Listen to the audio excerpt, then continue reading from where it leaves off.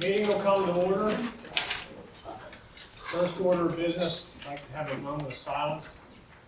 We lost police officers over the weekend. Officer Mike McGee and Middlesex Township Police Officer.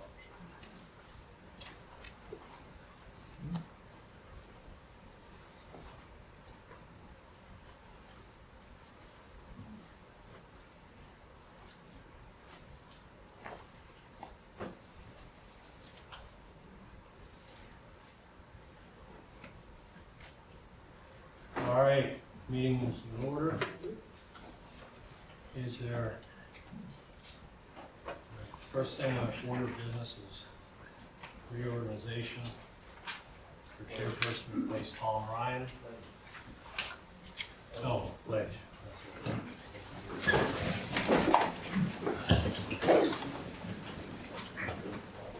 Pledge allegiance to the flag of the United States of America and to the republic for which it stands, one nation, under God, indivisible, with liberty and justice for all.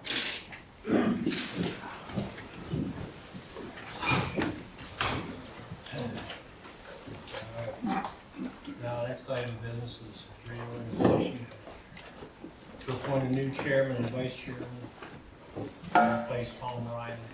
We can't hear you.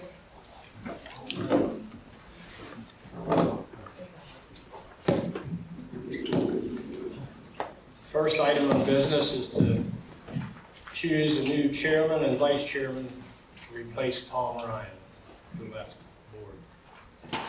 I'll open the floor for nominations for chairman of the planning commission. I move to nominate Tracy to finish up the term. It's been moved for me to continue as the chairman, and this is the second. Is there any other nominations for chair? I move the nominations be closed. Is there a second? It's been moved and second, nominations be closed. All those in favor of Tracy Gline being chairman, say aye. Aye. Opposed, nay. All right, so now we need a nomination for vice chair.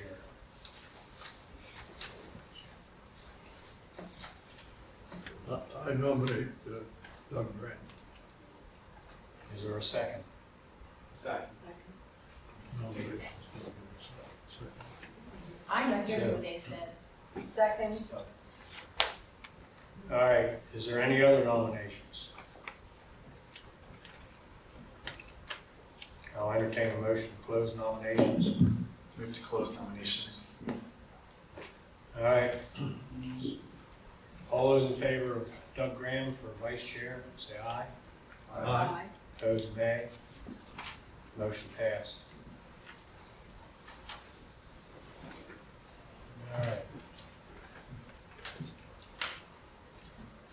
Is there any public comment on any items that are not listed on the agenda? Okay, we'll move on to discussion and possible action on TPF 2527. Minutes. Thank you. I pointed one out to Zach before the meeting started, but it is on the third sheet, third paragraph. The motion made by myself for recommending approval of waivers. We all unanimously agreed as written, first two sentences, but then there should be a second motion to pass TPF 2528 based on the three criteria that are listed underneath that motion. So it should be broken into two motions.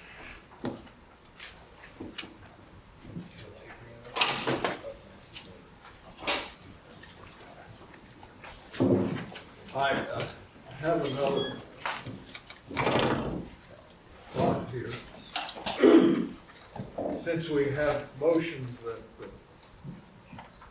have similar names, particularly in the data center realm, I believe that we should have the official designation, the numbers on all of these motions. So whatever the number is, I'm happy. That's 25-28. It is listed, but where it says motion, West Beard recommend approval of waiver requests 2, 3, 4. Oh, yeah, I see it. It's there, but then they don't list the second motion. Yeah, I saw that, but I didn't see the 25, 28. I apologize.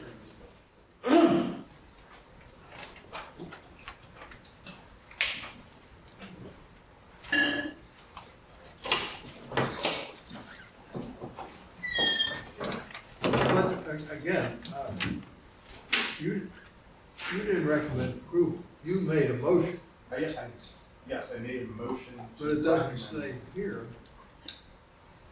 that there is even a motion. You're correct, it's written very poorly, There. based off of what was stated that evening. We'll, Yeah. we'll separate them. Make What- it, what's that? we'll separate it out, make it 2 separate motions. And state that there Yes. is a motion. They all need to be separate. They're all fine. So, each one.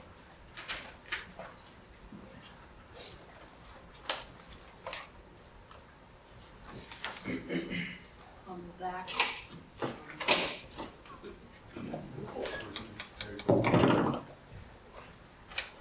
Since we're using a new company to do our minutes, I have 2 suggestions with that. And one would be that when we have our agenda items, to include, to state the names and the titles of who is presenting that particular TPF request, Okay. to include that with all going forward. And then to add page numbers. So because of the numerous pages that we have anymore, and that creates an ease of reference for discussions. She wanted feedback too, so if any of you guys have feedback, I know she did it a little differently than what you're used to seeing. I know that she kind of grouped public comment, did a break the public comment down into the different sections, so if you guys have any other, but that's good feedback. We have, I'm not sure that it's correct, but we have a history of 20 years of motions where the title and number was spelled out specifically, just for clarity. And that always seemed to work well, I thought.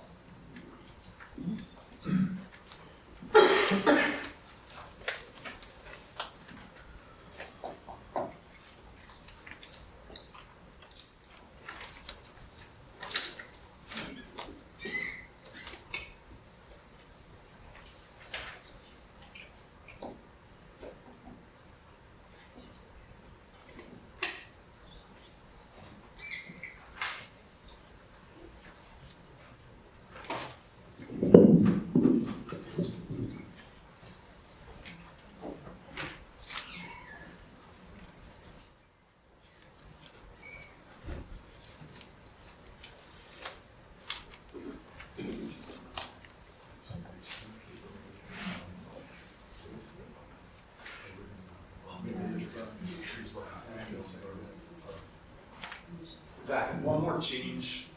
It is, I love which page. This again goes back to Robin asking for numbers to be used to. It would be the 4th page, 3rd paragraph. Yeah. Says, actually, now I just lost where I was. Doug Graham move to approve? Yeah, it would be in there.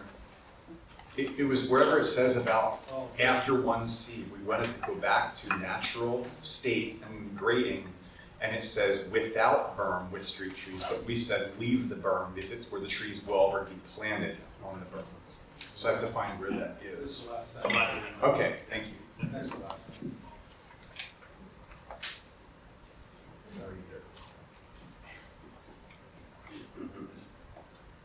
Well,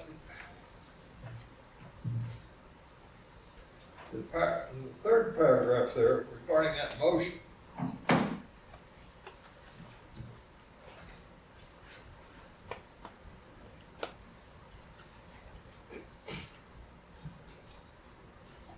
Again, we're putting waivers with motion. You know, They all need Yes.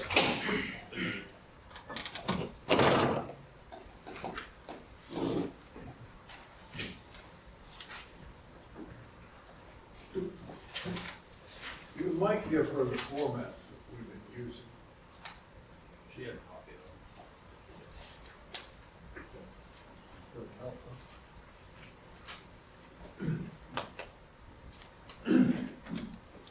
All right.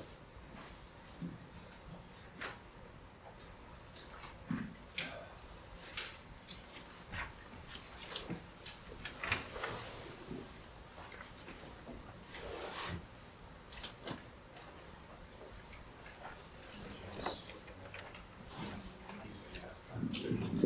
I make a motion that we accept the minutes as amended for discussion. Second.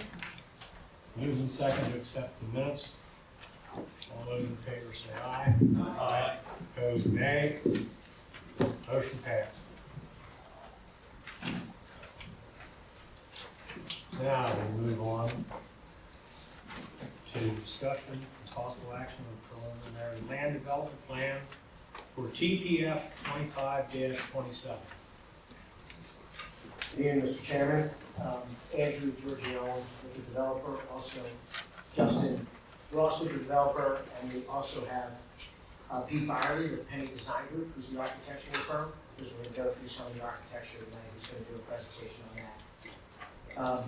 Just to frame up this evening, this is for presentation purposes only. We're not asking for a recommended decision this evening. We're going to come back on the 27th and make a further presentation on that evening. So tonight, you have Campus 1B Final Land Development Plan that we're going to present on.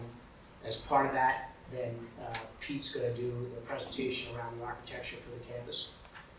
Then we're also going to cover Campus 3, and that'll be a preliminary land development plan, and that's the second one on your agenda this evening. I think that Justin's going to start with a construction update, where we are, and then we'll take questions and answers. So I'm going to turn it over to Justin to start working through the presentation. All right, thanks, Andy. We got all, Zach, we just have one TV out, but I think everybody can see that. So on the screen, you may have seen this before if you've attended the meetings. We have developed a website for construction and project-related updates. So for the public or the commission, please go on. There's updates on there. We will continue to build additional updates and a cadence as time goes on.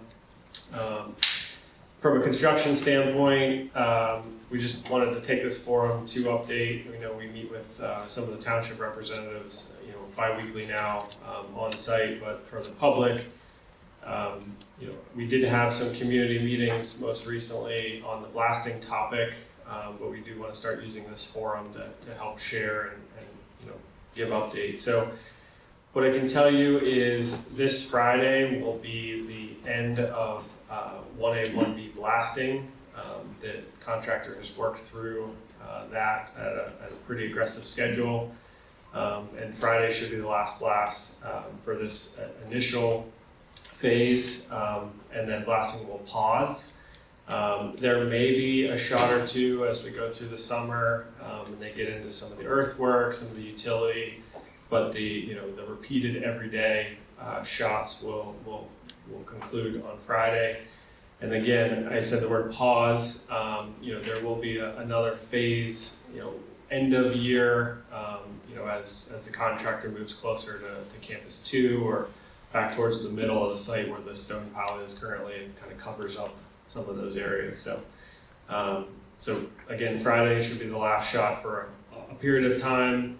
If there are interim shots through the rest of the year, the notification system that's in place, the text, the emails, that'll continue to give updates as those come along. Secondly, I'm not sure, I wasn't on site today, you may have noticed, some of the hauling is going to start again. That will include some additional stone, as well as some topsoil material, that'll be kind of, provided to some of the contractors locally in the community. So that is expected to, again, begin today, for a period of time now. It won't be quite at the levels that may have experienced a couple months back, but it'll start to ramp up. And then again, as construction continues through the summer, you'll start to see a steady uptick in other materials and those sorts of things.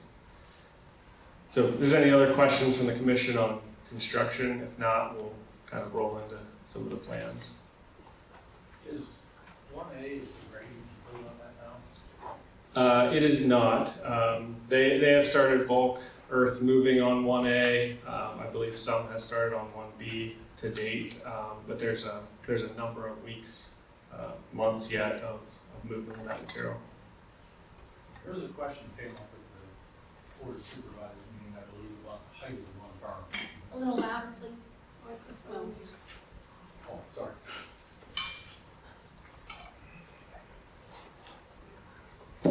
There was a question that came up at the Board of Supervisors meeting about the height of the one berm. That the comment we got from you was the berm was probably higher than it was supposed to be. And did we find that to be true? So yes, we took some shots. I would say half of it was within a foot or two, plus or minus. Towards the eastern end, it was a little bit higher than per plan. We've talked to the contractor, and again, some of that material is stockpiled, some of it is finished condition, but we will make sure that matches the plan and final condition once we get to that point. That's fine. We just want to make sure that we follow the plan. Yep.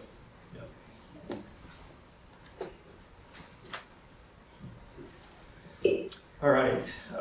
So as Andy mentioned, the two plans tonight before you as for presentation, final land development plan for phase 1B, which is campus 1. This plan is essentially the same as what was approved in the preliminary plan stage a couple months back. So we're not going to dive into heavy detail, but certainly want to show the campus again, talk through any questions, and then Pete's going to take the lead on the building side, which is kind of the first time we get to see some three-dimensional structures here. So again, final plan is the northern part of the campus. That's 1B. This is where the blasting, as I mentioned, is going to commence here. That has been completed, and then the earth moving activities underneath the building pads here would continue to commence.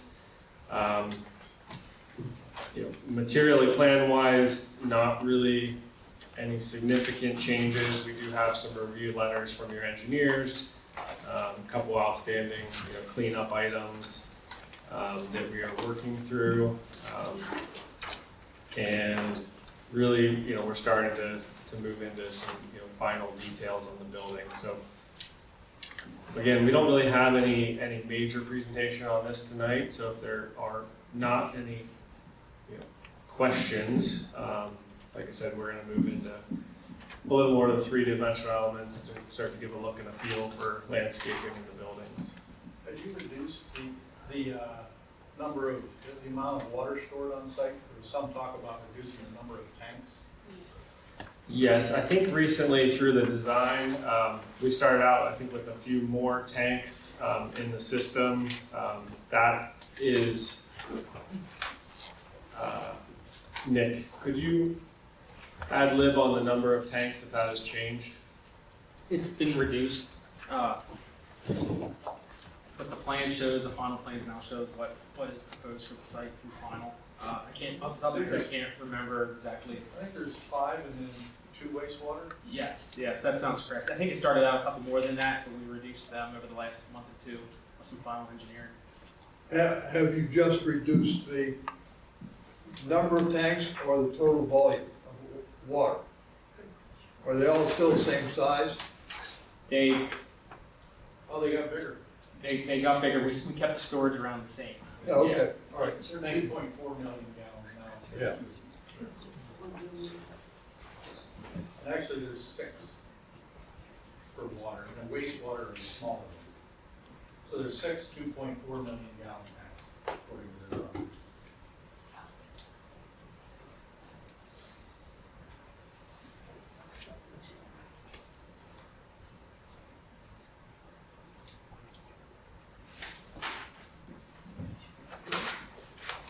You got that done? Again, so the next part here, this plan, we've seen it many times now, is the phasing plan. The difference tonight is you'll see the arrows. So there's 4 blue arrows pointing from south to north. So these all represent view sheds that we'll be presenting here. So just to kind of quickly orient. As you drive down Country Club Road towards the site and you pass Cumberland Preserve, you cross the hill and you can kind of see north to the ridge line. Looking out over the site will be the kind of the first view. So if you're coming up Country Club Road, it'll kind of be what you'll see from that view standpoint. The second view tonight will be the main entrance. So when you get down into the bottom, near the turn, near the stone house, that's really where the construction entrance lives today. We have a view from there, kind of looking back into the project. The third exhibit will be the eastern access, so the second access point, which is on as the hill goes up and some of the residences on the right begin. That'll be the third. Again, both the second and the third will be looking in the access. We don't have one kind of looking at the berm because you'll really just see grass and trees, but these are looking through the access into the site. And then the fourth exhibit that we have prepared is an image from the internal campus. So it'll be near the PP&L substation, kind of looking back towards Campus 1 in that kind of northwest direction. And I'm going to turn these over to Pete. His team prepared these. And the last thing I'll say is, these are photorealistic, but we did use existing topography, proposed contours and grading, proposed building location, proposed landscaping. So we layered in all the features that are in the design, and then they used that to build the model. So it wasn't just, this looks good here and that looks good there. I mean, these are based on the CAD models and all the design elements that we have to date. So, generally from a scale standpoint, they are proportional. Perspective standpoint, they are proportional. We can talk through that. All right. So I'm going to hand it over to Pete.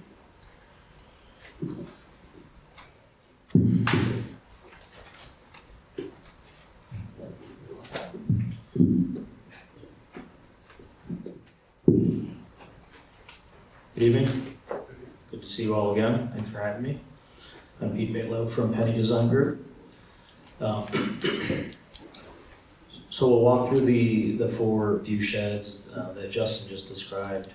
The first one being coming up Country Club Road with the hill crest. As you can see, with mature trees and landscaping, all proposed topography there. That's the general view shed that we anticipate.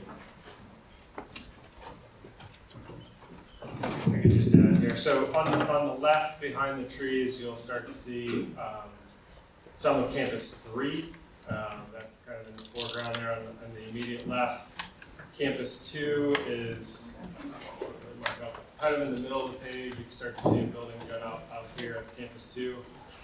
And really, Campus 1 from this viewpoint is considerably far away. It's maybe 1,500 feet or so from this vantage point. So it's back there. It's hidden. It actually sits below the topography of the substation, being so far in the rear from this vantage point. That a lot of that is masked again with trees and the topography. So on the right here would be 1C. That's the berm I think we talked about in the notes. There's a berm behind that landscaping, and these trees go up from there. So,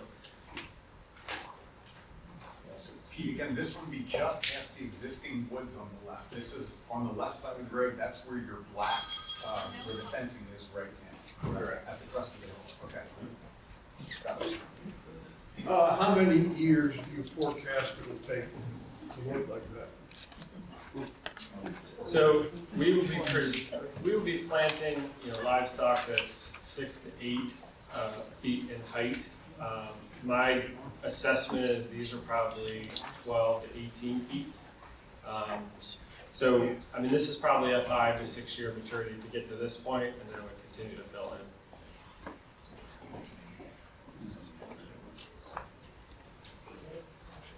Do you have copies of those for us?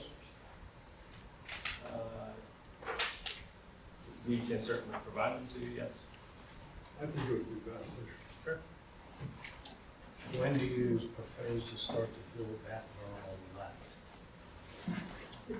So again, both of these berms, right and left, right now would be in the sequence for each of those campus. So when 1C gets built, we would build that screen. On the left, the same thing. When campus 3 starts to get, we would build that screen. That's the current plan. Justin, there's no curbing proposed for Country Club Road, correct? That is correct. I think the modelers, correct. I don't think that's accurate here. We should have a W on the line and kind of swales on the side, but that's a good catch, Mike.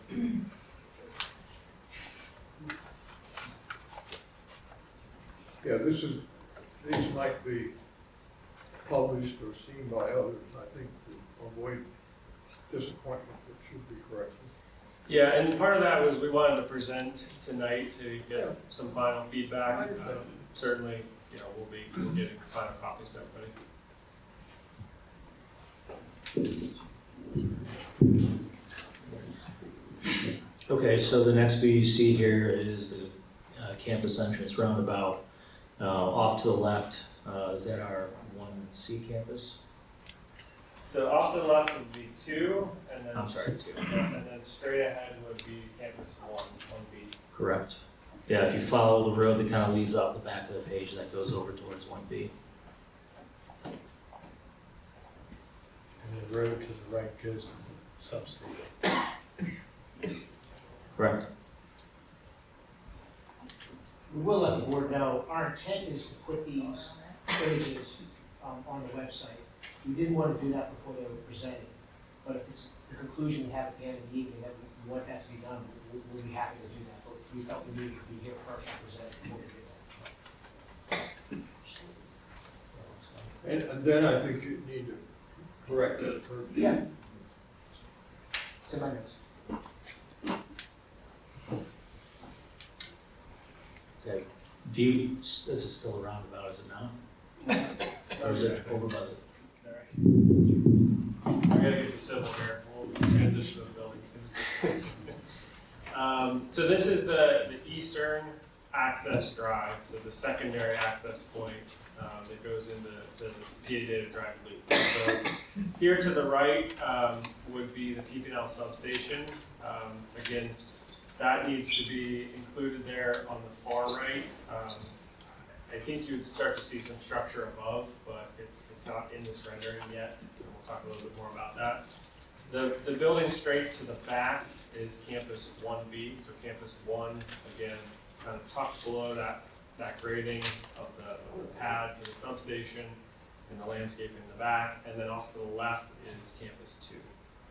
So this entrance, you go in, if you go right or left, it's really a secondary access point for egress, but it will give a view between the berm that's out along the road. So if you're driving up Country Club and look left at this point, you would be able to see into the campus.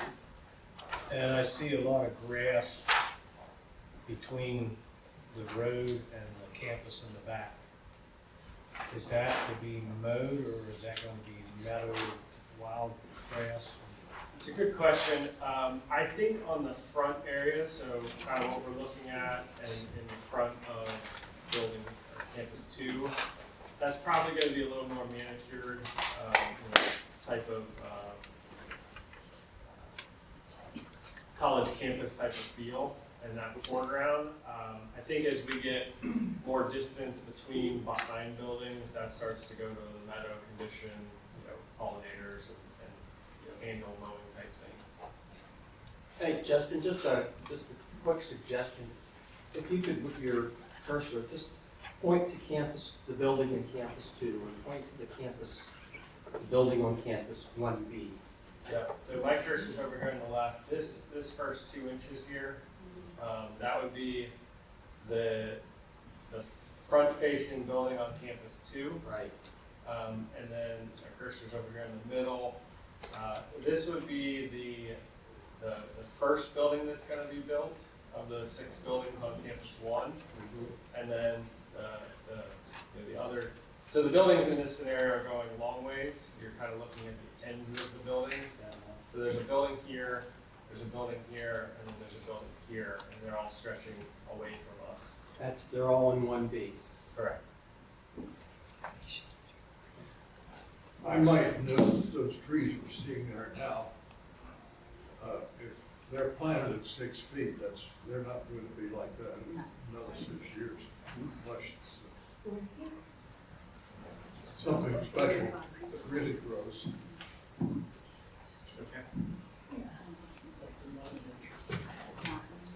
The 2 entrances, the intent is for those to be open egress? Yes. Anyone can drive in there? Correct, yes. This will be the loop road around the substation is essentially a public road. It's going to be privately owned, but it'll be open to the public to allow PP&L, other utilities.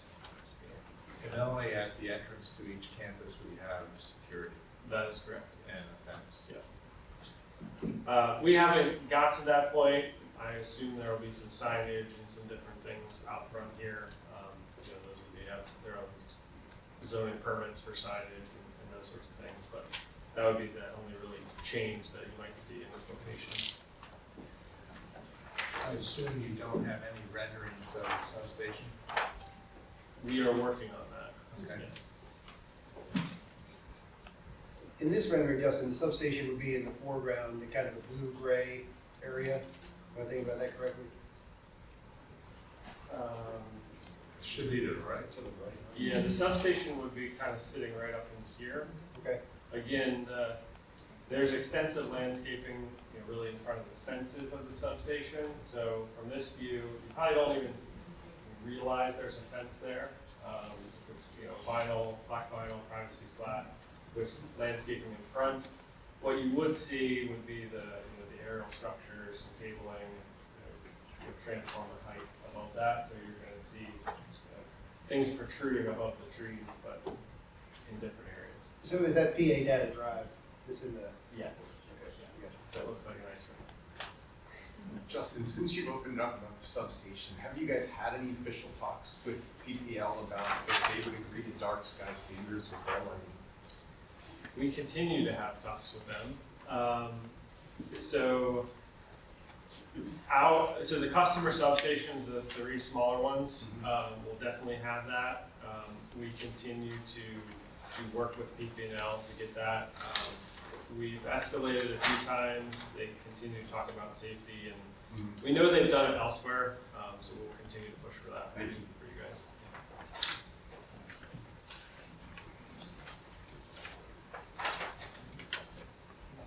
And then, this last one, again, this is, you're on PA Dave Drive within the campus.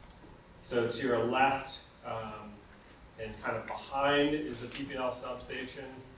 What you would probably see here on the left might be a small piece of the customer substation that kind of sits behind those trees on the left. In that grass area, there's a stormwater basin between that and the road here. And then this is looking back towards campus 1B. So,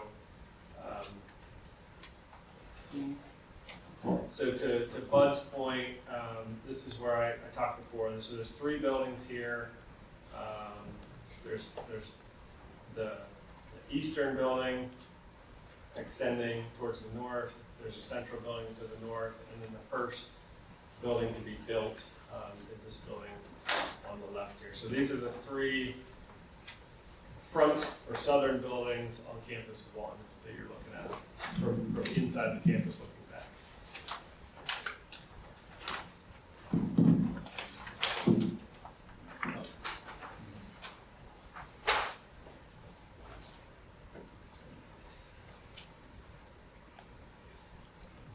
All right. Nice. We have, I have these Zoom in. 4 and then I have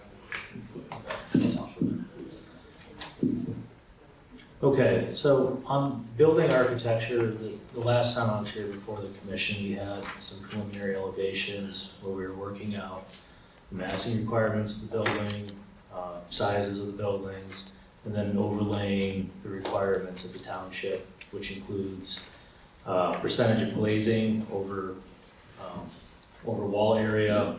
There's maximum allowable areas of placement of glazing, so you do have to distribute it. We were working through where that would be placed, how to mask the building, panel finishing of precast and of metal panels, and then also working through any other massing elements to break up the facade to correspond with township requirements. So what is represented here is essentially several steps beyond what we were here with last time, when we were meeting all the requirements of the township. We've gone back through really collaboratively with development folks and stakeholders to elevate this design more.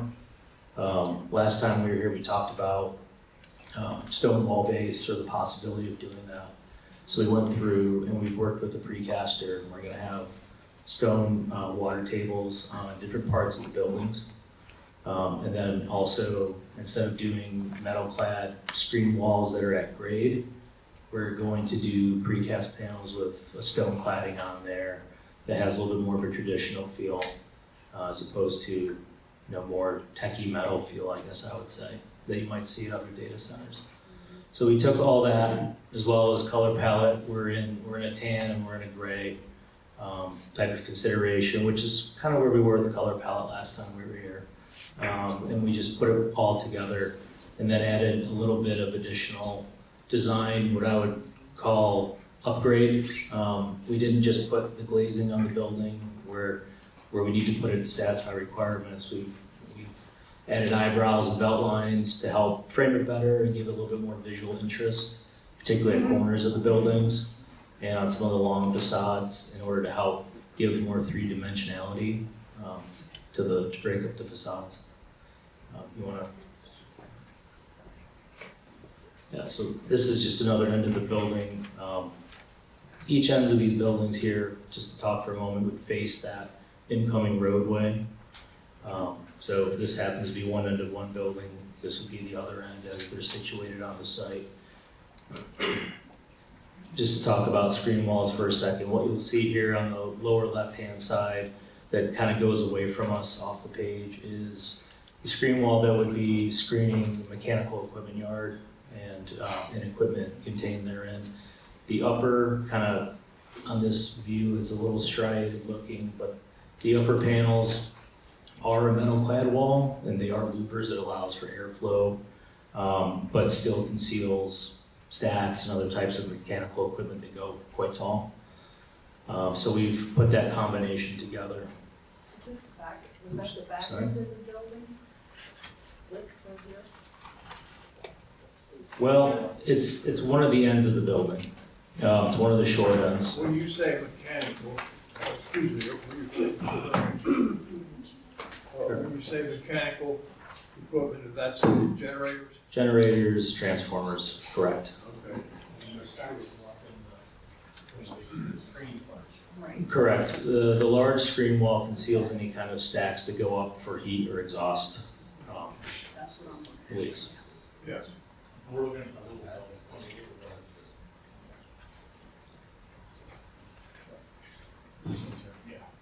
This is just another view of the corner of the end of the building that we were just talking about. As I mentioned earlier, we took some care to wrap the corners of the building so that you get more three-dimensionality with the materials.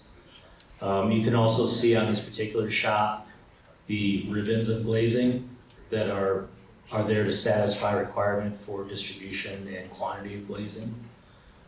We also, I'll try to point it out here, the middle ribbon that connects these 3 tower bump outs, that's been projected from the building to also give a little bit more plane distinction as opposed to more of a flat elevation.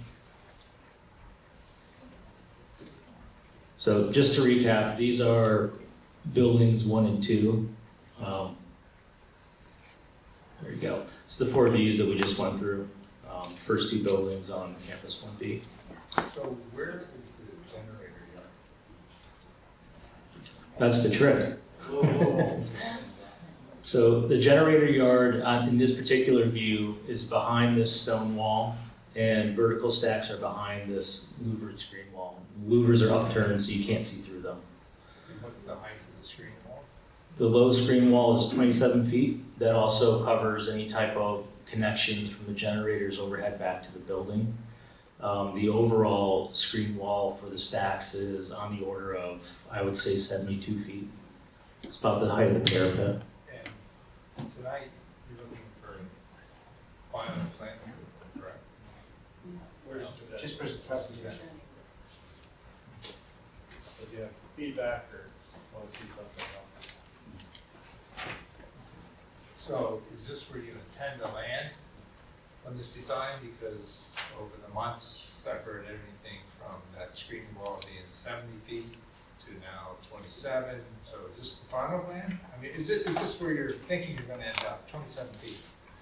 Yes, well, there's 2 different height screen walls there, and we've intended to have 2 different height walls all along. So explain that to us, show us with the cursor. Sure. So if I can trace over this stone area, there'll be a generator behind this Yep. wall. Yep. And then when you get to this area of the wall, there still is transformers and overhead power feeders that go to the building. But the upper area, if you can see my cursor in there, is where any kind of vertical exhaust stacks will go so that they're screened from the outside. But inside that wide, like that first, whatever that distance is, 100 feet there? Yeah. That's actually data center inside, correct? It's open air. It's generators, and then there's access platforms, and there's doors to get out, and there's transformers closer to the building. So the data center building, actual building, starts at the first window. Yes, sir. If you can see my cursor, Right there's the. that's the end of the enclosure, so to speak, of the data center, and then it goes Okay. off to the right. Right. It's just hard to comprehend. Okay.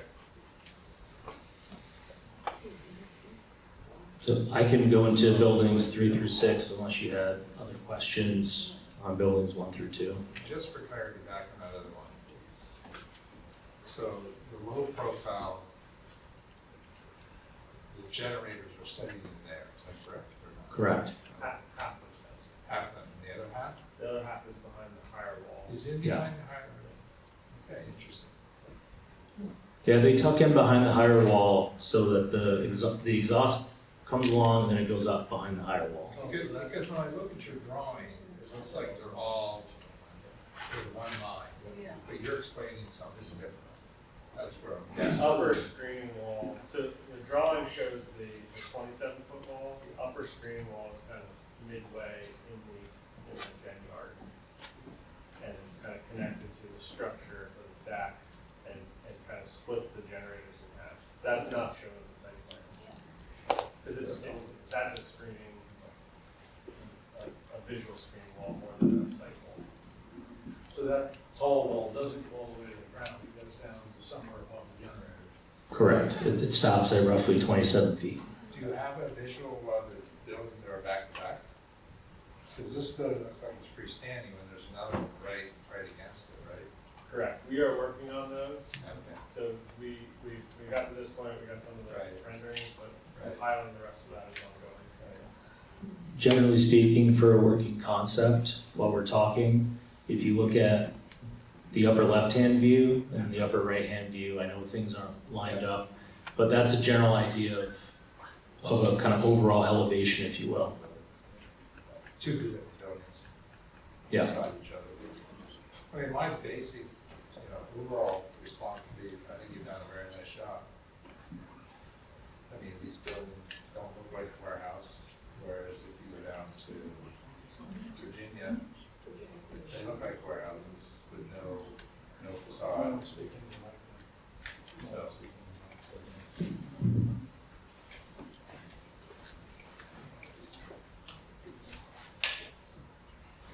I can continue through buildings 3 through 6, if you like.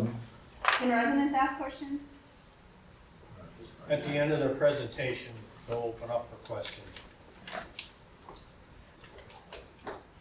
So buildings 3 through 6, which are a little bit different but similar. I'm going to start with these views here.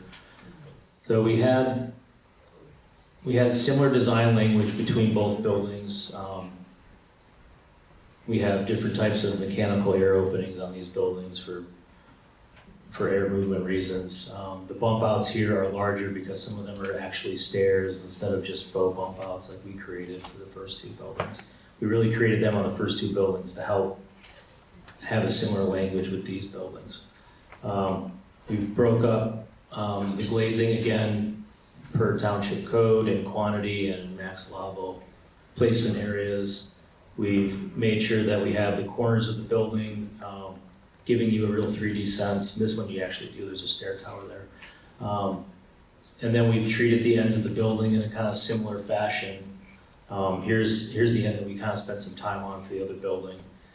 Same general idea. The equipment layout's a little bit different, but it's all the same type of idea where you have an upper screen wall, which is in metal, and a lower screen wall, which is all stone veneered precast panels.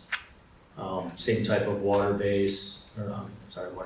table, as well as precast materials on this building.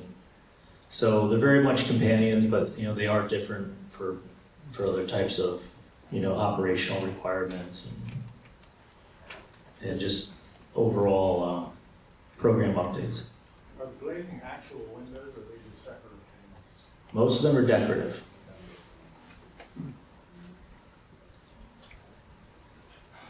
Is the edge of the grass along the road, is that where the fencing will be for security? Yeah, the security fence is probably 25 to 50 feet off the curb line there. Okay, so. Yeah, Okay. but this is the side, that rear, if you want, that would face the meadows and what you can Okay. see through the creek buffer there. Yep. And the fencing is still basically what you had shown a few meetings ago, a decorative, looked like a cast iron type look or something. Yeah, it's a kind of a vertical slat Yes, steel okay. Ameristar. Yep.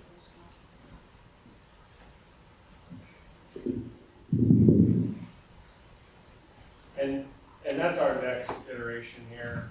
Again, to put buildings together on a campus, to put the fence in, to really mock up exactly what you'd see from driving in, a couple different angles, different sides, elevation. That's what these guys are working on right now.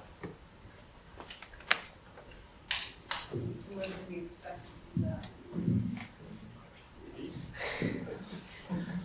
Well, apparently we have to fix the curbing first. No, well, yes, we'll be working through what I would call campus elevation, so you can see buildings back to back, which is not too dissimilar from my talking point that I brought with me. So I would say things of that nature over the next week, we'll have them available. And I know before things go on the website, we'll want to get the roadway striping and all that stuff represented correctly for the design. Yeah, our goal is for the next planning commission meeting to have a next evolution of this. We really held off trying to get the PP&L substation verticals to build out an accurate model for those elements. So we're in the works, but it's probably 2 weeks away.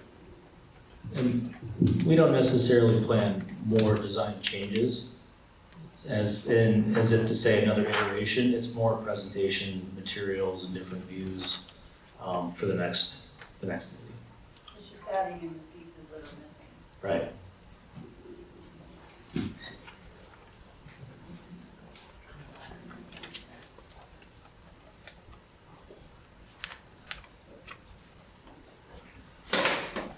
If we do go, please go back to, I think, the first two of the street scenes. I wanted to put that in my record also. This one or this one? No, Okay. thank you. Next one.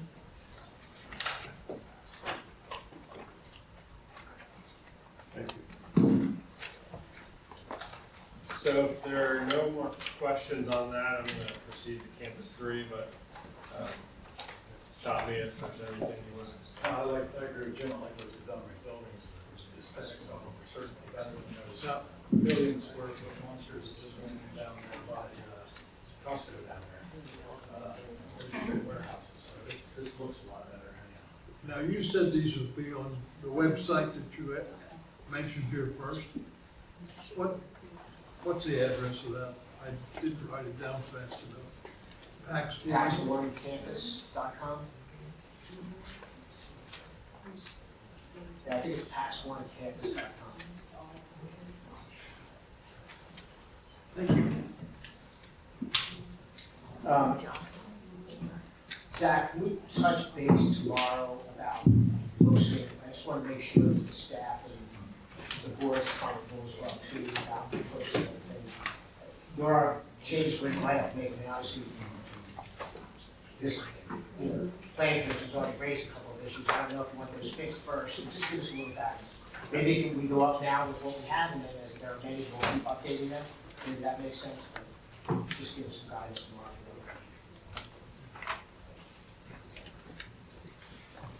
All right, so the second item on the agenda, again, is preliminary land development plan for Phase 3, which is Campus 3. This plan was actually submitted last November, I believe it was. It's kind of sat in the wings. HRG has done a couple of reviews on it. We've gone back and forth, but this is really the first chance we've had, or took to present Campus 3. It was part of a master plan early on. It's changed slightly just as we've gone through permitting and design and layout and end user needs as far as this one goes. So again, just moving through this, Campus 3 is the area in the pink. Is that Phase 3? Yes, Campus 3 is Phase 3. Again, it's the area in the pink here on the slide. It's that western tract to the left of Country Club Road when you crest the hill.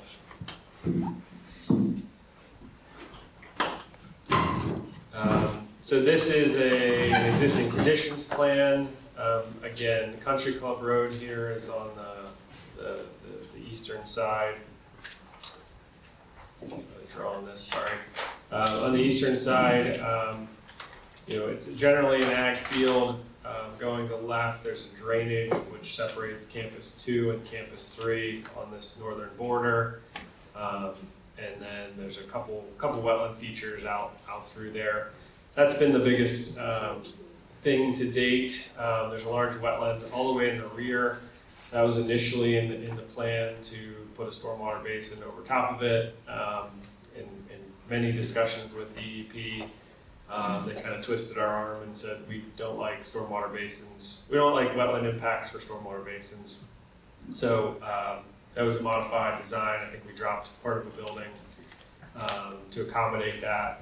There are some wetland impacts through the middle of the site, some minor ones that they are in agreement with, and we're working towards permitting on that. But again, we did downsize this campus overall to meet their requests.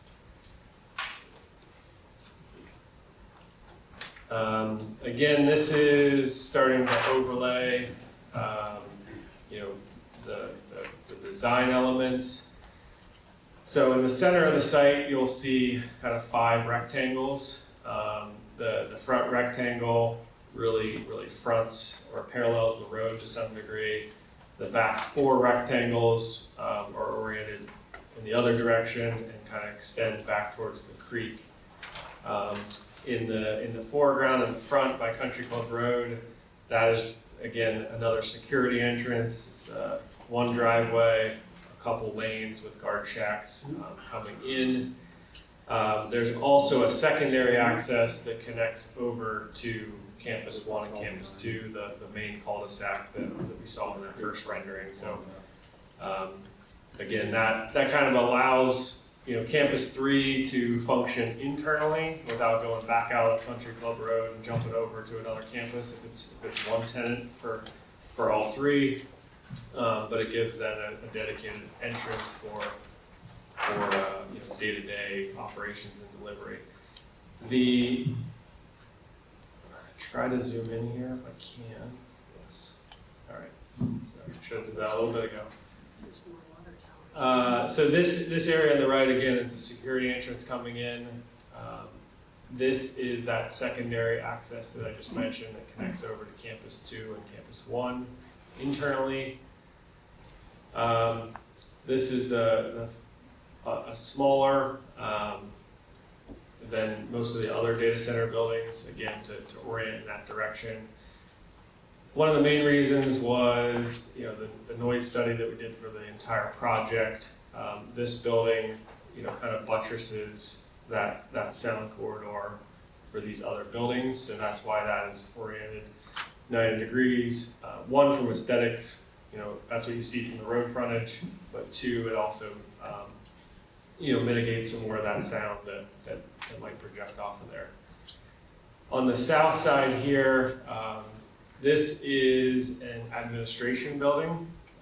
So it's a two-story office, again, for operations, primarily for training, hiring, tours and other just management of the complex. This is the first building that's, and it'll be utilized for all three campuses for the user. So beside that, to the left here, again, is this campus's water building, similar tanks, tank layout. And these tanks, again, are slightly different than the first two campuses, just based on building size, technologies and the like. So I don't know that this is kind of final on tank sizes here, but it's pretty far in the design.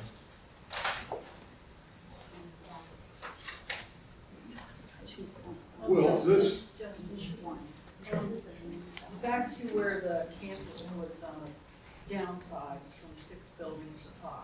Correct. Because of the wetland issues and DEP requests. Has the permits been issued yet from DEP? They have not. So we continue to, so as we submit this, we do need to submit the MPDS. There will be a joint permit submission for this phase for those impacts and the mitigation. So there is a mitigation bank to purchase credits at a location regionally that will offset the impacts here. So we're required to purchase. So there's companies that create wetlands. They'll create 10 acres of wetlands in a location that's co-located, creates better habitat. And then a small impact like this, which is a couple tenths of an acre, we will go buy 2 acres of their bank to offset these impacts. So we'll provide, essentially, we are paying them to build wetlands 2, 3, 4 times of greater area than what we impact. Hopefully I've said that clearly. Yeah. So there are wetlands, there are high quality wetlands along creek corridors. There are lower quality wetlands that happen in a field because of, soils and conditions. They're hydraulically disconnected from other features. So while there may be, plant species and things that live there, they're not actually connected to the aquifer. So they view wetlands like this as a lower quality, but we still are required to mitigate. So we're gonna build pristine, 2-acre wetlands through them that serve as the mitigation for these impacts.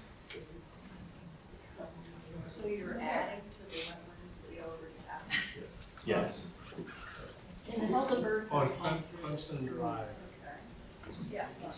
that wetland that queries, Yes. that replaces wetlands that was destroyed on Pennsylvania Turnpike. That's an example of how it was. Familiar with that. Now, this, I will interrupt.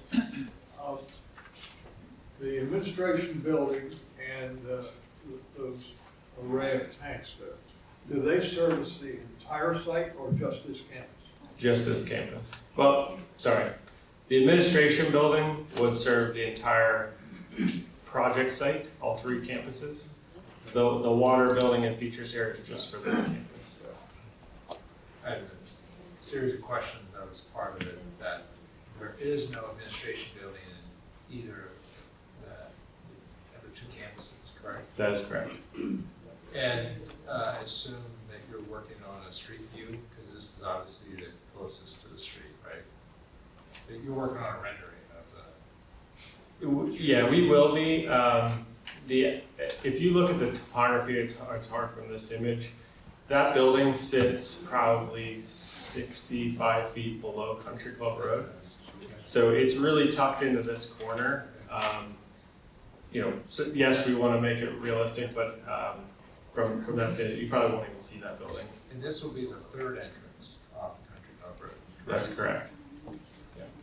And that is, it looks like 3 torpedo tubes are security lanes.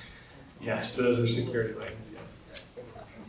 So you're saying with the topography the way it is, the water storage tanks probably will not be visible from the road, correct? They will sit well below the road. With the berm and the landscaping, I do not believe you would see them. You may catch a glimpse if you're looking in the entrance when you're coming around the turn, if you're Just from that road. just from that location. Justin, can you back to the whole pink area? Yes. At the lower left, which would be the southwest corner of the property. Doesn't that property line go straight down to the creek? Yes. When you have you're going at an offset, what's going in that corner? Are you talking about this? Yes. So this is just the edge of the page. Sorry. The red line does follow the creek, and this goes back to the creek. So that. And then now pull it down a little to show the creek. And so the green where your cursor is, that's the original wetland, woodland area that's there now. Correct. So you have the pink area pushed clear almost to the creek. Now come back a little, right there.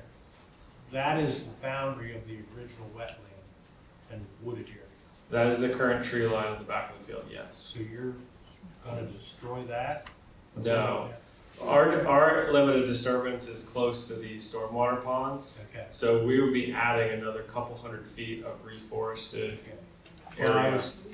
I was wondering why you show it going clear back through the. Yeah, we just kind of highlighted the phase. Okay. Maybe this is a All right. little bit better. All right. Yeah. That explains it. Yeah. All right.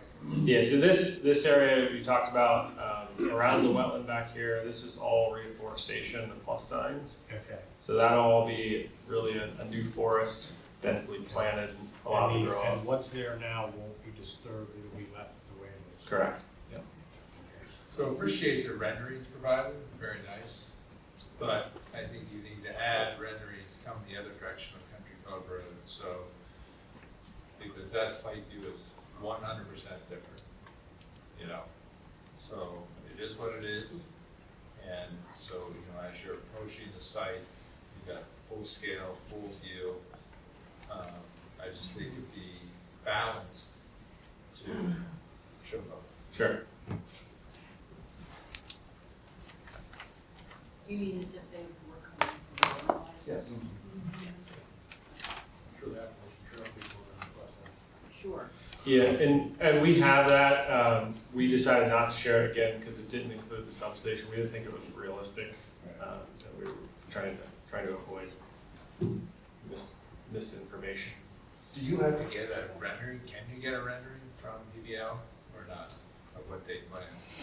We have to create it. They will tell you what it consists of. Well, they're giving us their design, and then we're rendering all the elements, and that's why it's a little more tedious.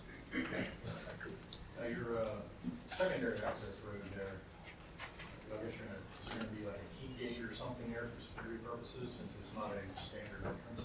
It will, yeah. Yeah, there'll be a swipe key access panel there.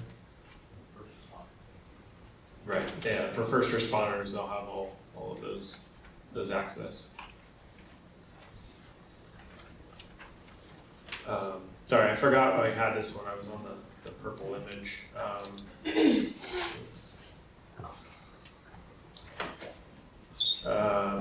Yeah, and the last thing on this is really, again, the stormwater basins. They're shown in blue, again, for visual representation. They will essentially be a grassy wetland area at best, likely just a grass mowed area.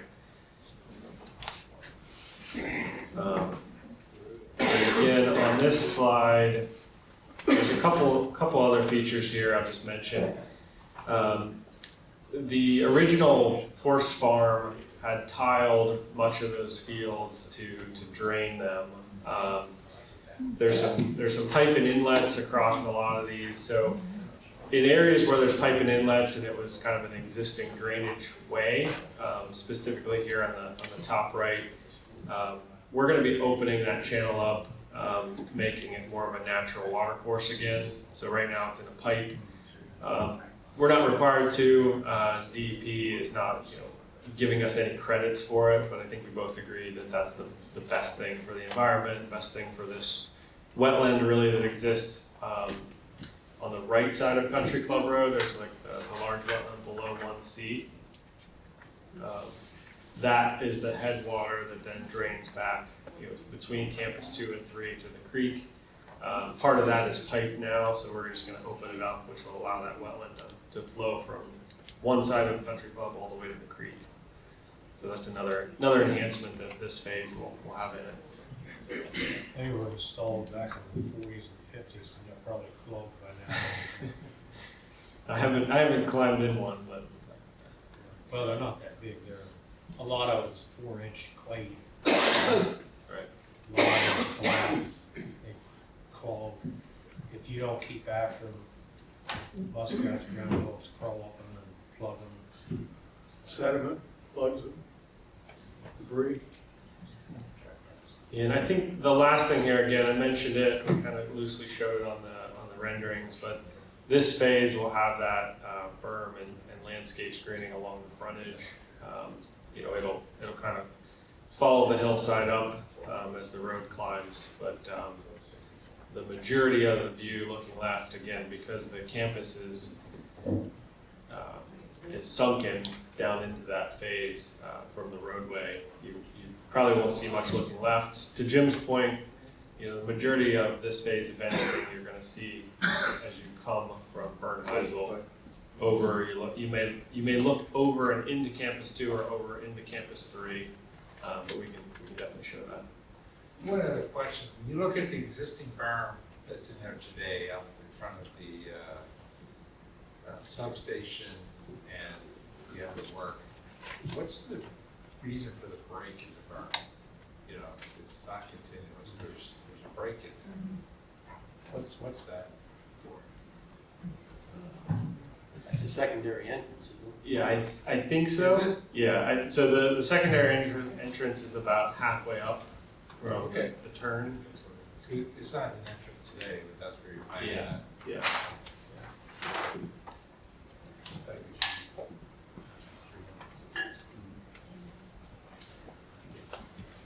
So that is the presentation for tonight.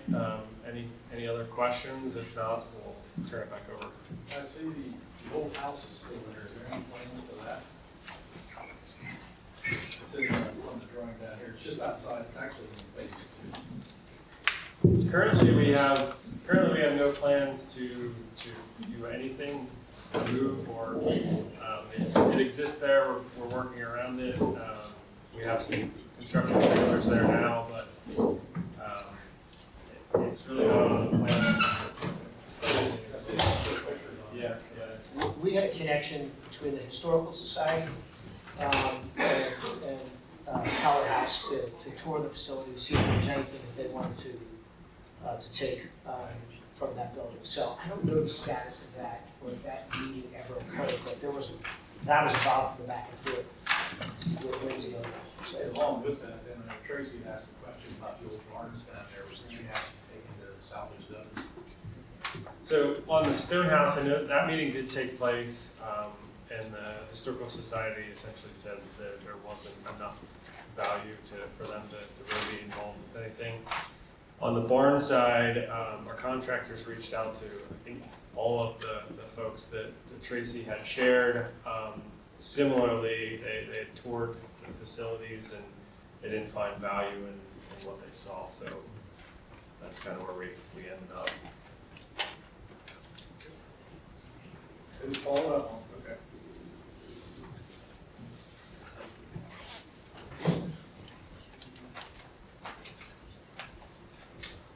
any further questions from the board?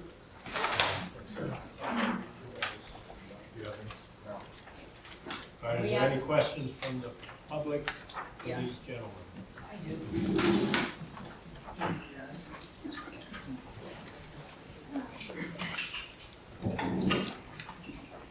Jody Schimmel, 82 Bear Drive.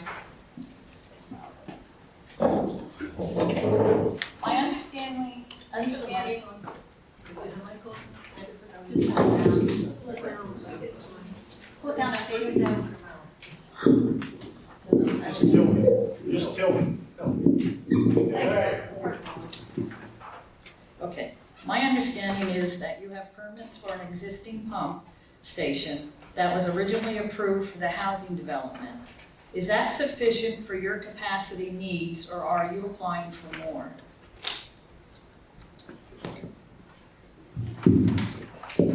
So the existing pump station is satisfactory for the domestic sewer flows for employees and equipment on site. What that does not, so from a sewage planning standpoint, that water is permitted. We do not need any more, and that's already approved, and the pump station is designed and actually half built from the prior development to serve that flow. It was permitted for about 50,000 gallons for the residential developments. We're using about 30. With that said, what we are going to permit in addition is the industrial wastewater. So that would be the blow down cooling water. So the amount of water that's not evaporated in the cooling system gets discharged back to the sewer system. That is a separate permit because it's industrial wastewater, it's not sewage. The gray and black water? Yes, Okay, that's so what this it is more of a, so the black water is permitted, this is more of a gray, purple water. Never heard that term before. That will be permitted.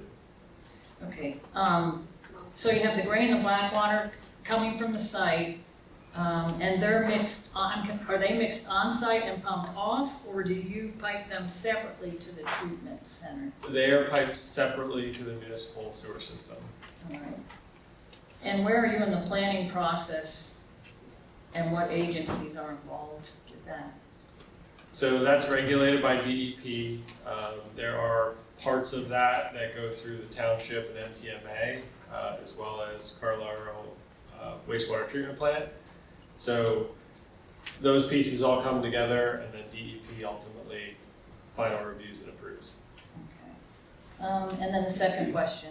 In the heat wave before the 4th, the Department of Energy issued a decree that data centers needed to go off grid and use their generators for primary power. I think most of us heard about that. I'm worried about the noise of all of that, in addition to the noise from cooling mechanicals.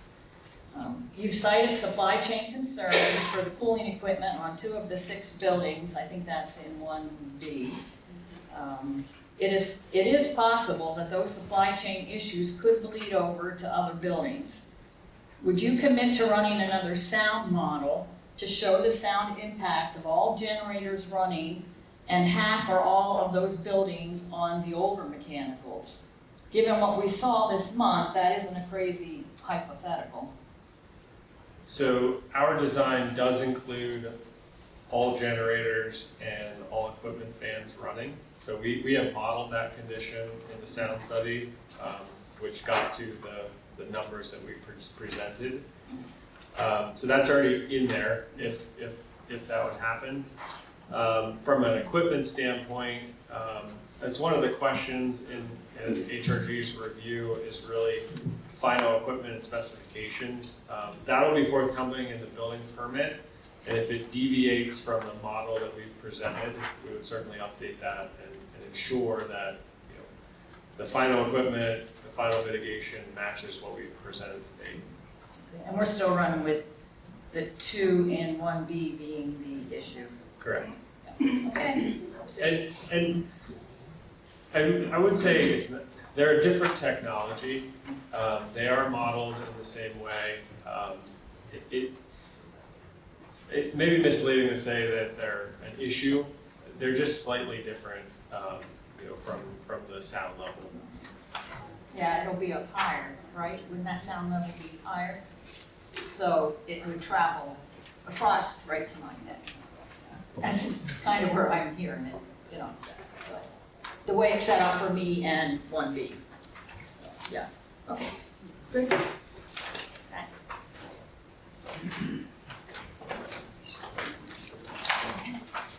Hilda Vasquez Rosa, Country Minor Waste, 25 Battalion.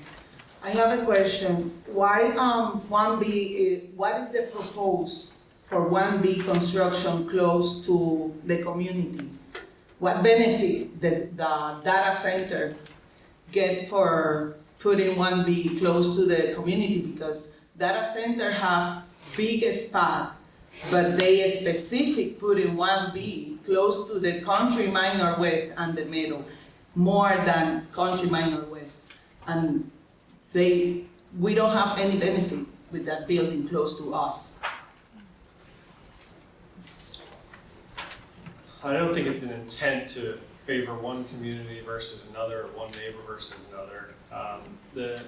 There are many factors that go into the layout of the site plan, from stormwater to access to utilities. So the layout is really driven by a number of engineering principles, and from the standpoint of close, we are respecting quite a large buffer compared to what is really required. We feel that exceeds the buffer that's necessary for sight and sound and any perceived impact. So again, there are many factors.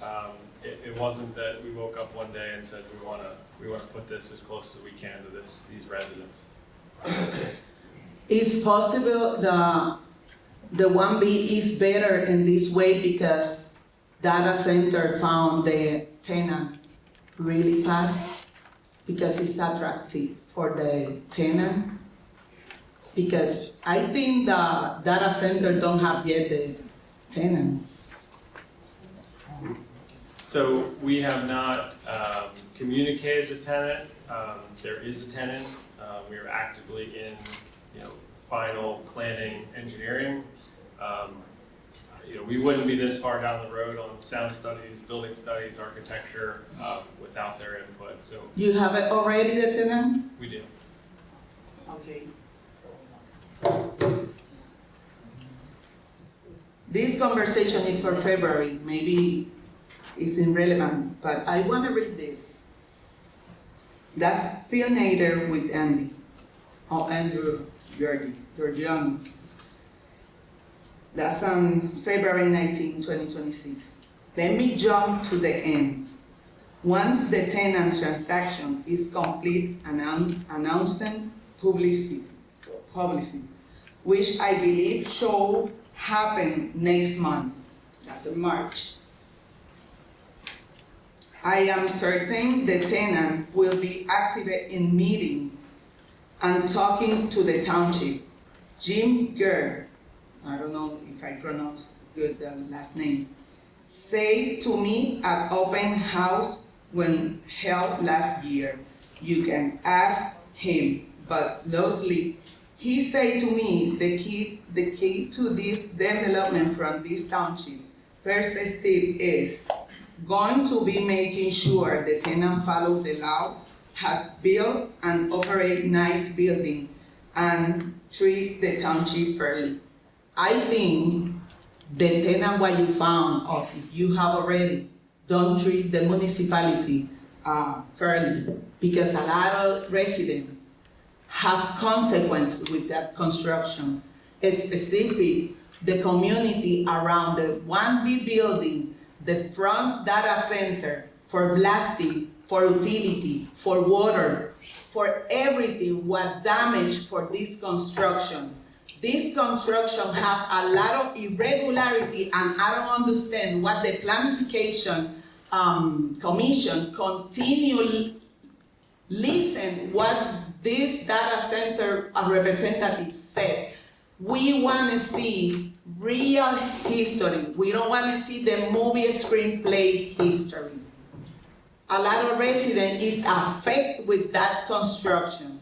And we continue verify paper by paper, request right to know, and found every conversation, irregularity, DP, everything.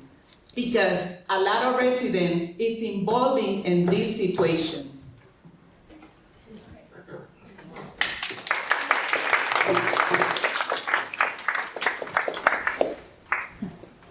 Evening. My name is Jason Bullock, 19 Goldenrod Drive, Carlisle, lifelong resident, Cumberland County, business owner. I'm not here to ask everybody questions, and we don't have time for that, but just by a brief show of hands, could anybody show me if they're aware of the article written by Cowboy State Daily? Cheyenne won't take data center wastewater after Meta contractor contaminated system. Anybody read that article? Well, it was written on July 2nd by Kate Meadows. It's published on cowboystatedaily.com, so you can go read it for yourself.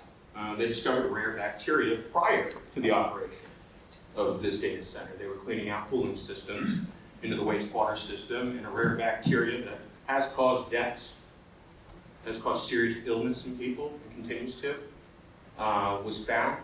So my question is, what's being done to mitigate a repeat? What I can tell you about that site, I have read that article. That site utilizes cooling ponds and I believe leaching ponds that are external. So the water is discharged and it goes out really and sits in lakes and on site. So most of that virus or spread of occurred because it was outside, propagating in the environment. That's different from this site. Again, this is going to storage tanks with clarifiers, with testing and sampling wells outside of the campus, and then it's going to the treatment plant. So I think those are two different types of disposal systems, but I don't disagree. I mean, it occurred, there's evidence of it, but I think we're in a different environment with this. I mean, just for scale, if you don't mind, this data center is roughly a $15 billion project, correct? Overall, the whole project, $15 billion is the total scale, is that right?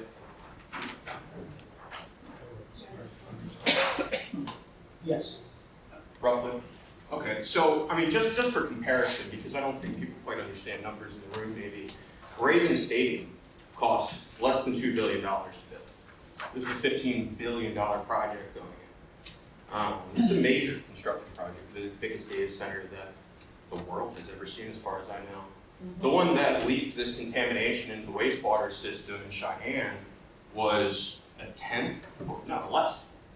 It was under $1 billion project that contaminated this city. So I think that for a project of this scale, before we go voting on things to go forward, we should have all bases covered for the safety of the public.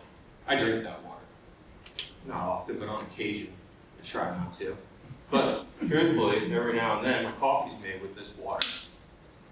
So I, as a resident, want to know what's being done to mitigate that. And also, I don't know that you're correct. I don't know that you're incorrect either. So I just want to read the beginning of this article because it makes it sound a little different. Cheyenne announced Thursday it suspended taking wastewater associated with data center systems after a meta contractor contaminated the city's wastewater system. Sounds like it got into the system, not just a pond. Prompting months of cleanup. It is a very, very unpleasant surprise, said a city councilman. Cheyenne's Board of Public Utilities isn't accepting industrial wastewater associated with data center systems until further notice after a contractor for meta platforms contaminated the city's wastewater system, prompting months of cleanup. So my question is, what plan do we have in place when that happens here? Because it's going to be on a different scale. Could be years of cleanup. They don't have permission to dump it yet in Carlisle. Well, and the other thing is they carted the water off site. Was their remedial solution to this problem? So is that going to be your solution to the problem, or your client's solution to whoever we're talking to?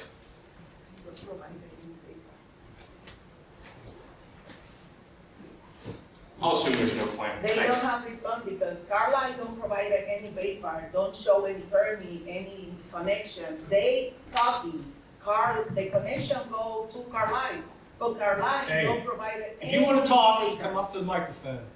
You're done. I'm talking because You talk to the I'm microphone, you're explaining done. something. You guys should be saying that. Yeah, and I mean, Is that true? You don't want to. is there? I'm sorry, I'm unfamiliar with the forum. This is my second meeting, so do I get another opportunity to comment later? I know this is just a question. Sir, may I ask, are you a township resident? I am indeed. Okay, 19 Bullsrod Drive, Carlisle. okay, thank you. You're welcome. They don't want to listen to truth. Do they have permission to dump it in Carlisle? Do you have permission to dump in Carlisle? It goes to the wastewater treatment plant Yeah.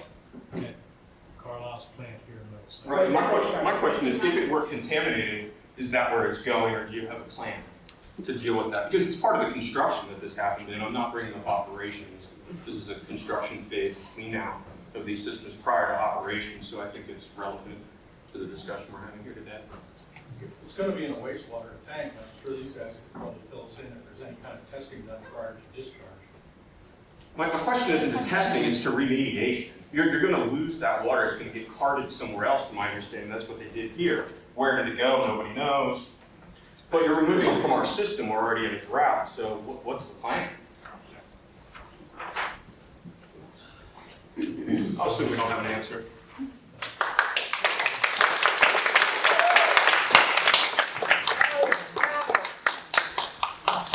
Hi, Jocelyn Collier, 454 Burlington Road. So, can you tell me how many square meters of glass there are total in all the buildings?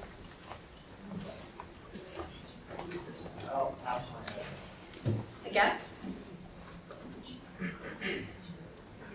30% of each of the 3 facades? Which is? I don't know. Off the top of my head. Okay. Because I guess I appreciate you wanting to make the buildings look nice, right? But I'm very worried about the energy efficiency of these buildings, number one. I know there's going to be glazing, but it's still hot. That's not an efficient solution to that many windows. And is there an energy study based on that design, on the design you presented tonight? Most of the windows will, just to answer your question in a couple of sections, the amount of glazing is required by the township ordinance. Right, I understand that. Most of the windows don't actually have a functional opening behind them. Right. So there is really no energy loss with the way the building performs if the glazing is on the outside of a solid wall. The sun still penetrates. Okay, so it's a fake window, but the sun's still hitting it. Yes, sun hits it. So you're using a lot of energy to cool, correct? No, because the heat bounces off windows, it doesn't go through the mass wall of the building. Okay. It reflects outward. Okay. And yes, there are energy reports that are done for the building envelope. Are they available to the public, or this is not something Not at this time. shared yet? Okay. And I guess the other question with the windows, you know, are you using efficient glass? We use tinted glass, which is more efficient than clear glass. We don't do insulated glass units since we're basically laminating this on the outside of the building. We're not going through the material costs of doing 4 layers of glazing like you might have on a commercial building. So they're primarily like 1 layer of glazing. Okay. And are they bird safe windows?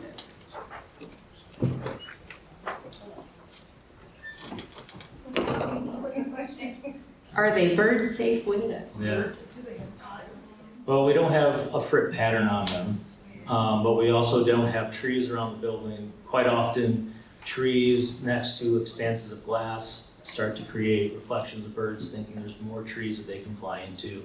So we don't really have any foliage around the buildings, which is one way to be bird safe.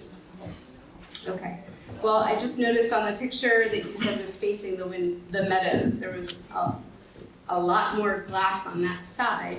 And you do know that Kitnany Ridge is a global bird migration route.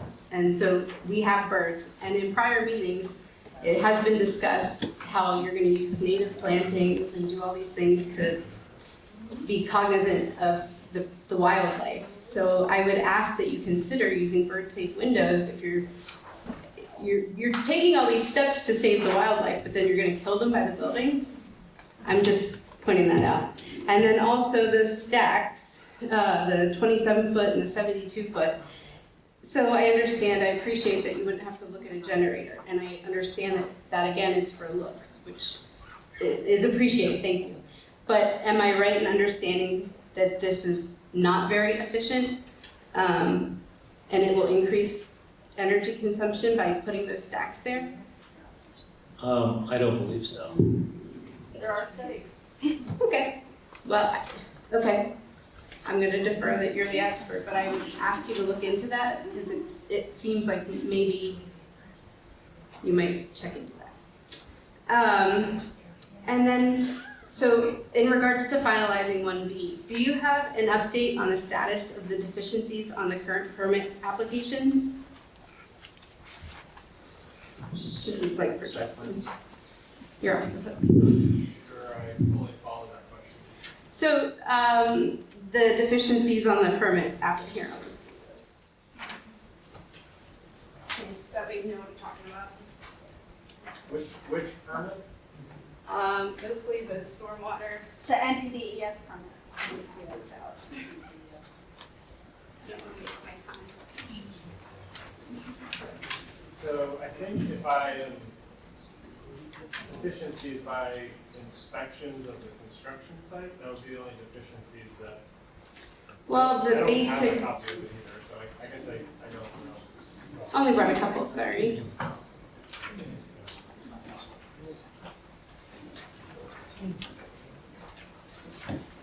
Just a quick question, is this you're referring to the November 18th, 2025 letter from Cumberland County Conservation District? Yes, some of it, yeah. Incompleteness letter? They're incompleteness review. Yeah, so this is one of the first permits filed last fall. This is for the water main relocation. So this would be, the process is you submit an application, there's a completeness review. So do you have all the permits, do you have the permit fee, do you have the plans, do you have all the supporting documentation? So the conservation district reviews that list, provides a letter, and I think in this completeness letter, basically they're saying, hey, we need this, this, and this, right? So that was provided, there was a subsequent letter then to address technical review comments, and this permit has been issued. So then each permit submission goes through that same process. So the water main had a permit, the laydown. So the water main permits, the 15 deficiencies on that were taken care of? Yep. Okay. And the 81 deficiencies on the phase 1A, 1B plans were taken care of? Correct. Yeah, that's a typical review comment response. Okay. And then I guess I would just say too, there was an informal hearing with DEP held July 1st with some of the residents. We're going to hear by the 16th. I mean, would it be in the township's best interest to sort of put a pause on this? I mean, I would ask that you wouldn't approve the final land development until we hear from them. We're not taking any action tonight. Okay, good, great. And then I guess one other thing, you know, you weren't very clear.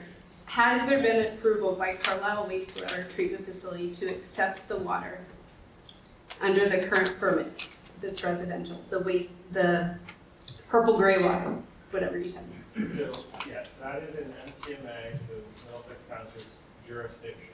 They have an allocation, they have discharge standards and requirements that need to be met. So it's actually approved by Middlesex Township Municipal Authority. And Rory has been working with the other treatment plant just to keep them updated, but it's actually in fact MCMA's jurisdiction. So Carlisle does not have to agree to take this? There's an existing agreement in place, so as long as the flow. But that's for residential.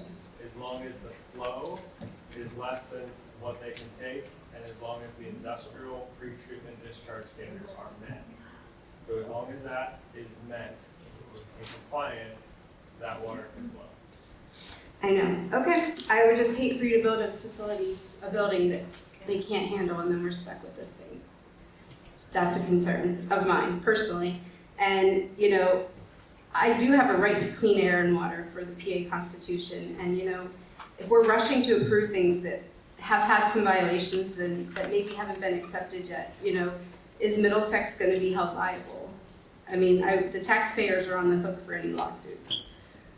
I'm just very concerned about the position we're being put in. So, thank you.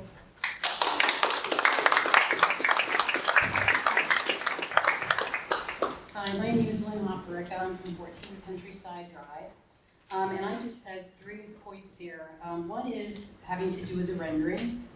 They're lovely, but there's only one thing in any of the renderings that's actually real and in the environment now that I could see, and that's the mountain. So my first question, are we going to be able to see the mountain from Country Club Drive? Yes. I'm sorry, Country Club Road, yes. Yes, from various points on it, yes. Okay. So the other thing is perspective. The pictures only, your renderings are only of the buildings, the trees, the grow, whatever. There are no people, there are no cars. So it's kind of, when you look at it, you consider it deceptive because there's no perspective at all. Would you consider putting perspective in the next set of renderings? Yeah, I think we can work on that. Again, it wasn't meant to be misleading.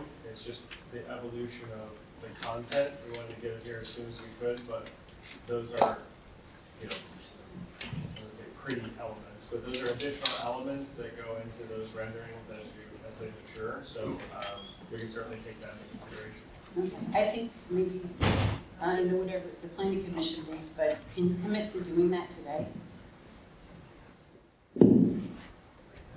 Would you? Sure. Okay, thank you. The next thing is having to do with the mitigation credits that you were talking about. You may have said where that's going to happen. I didn't hear it. There was some discussion when we said where.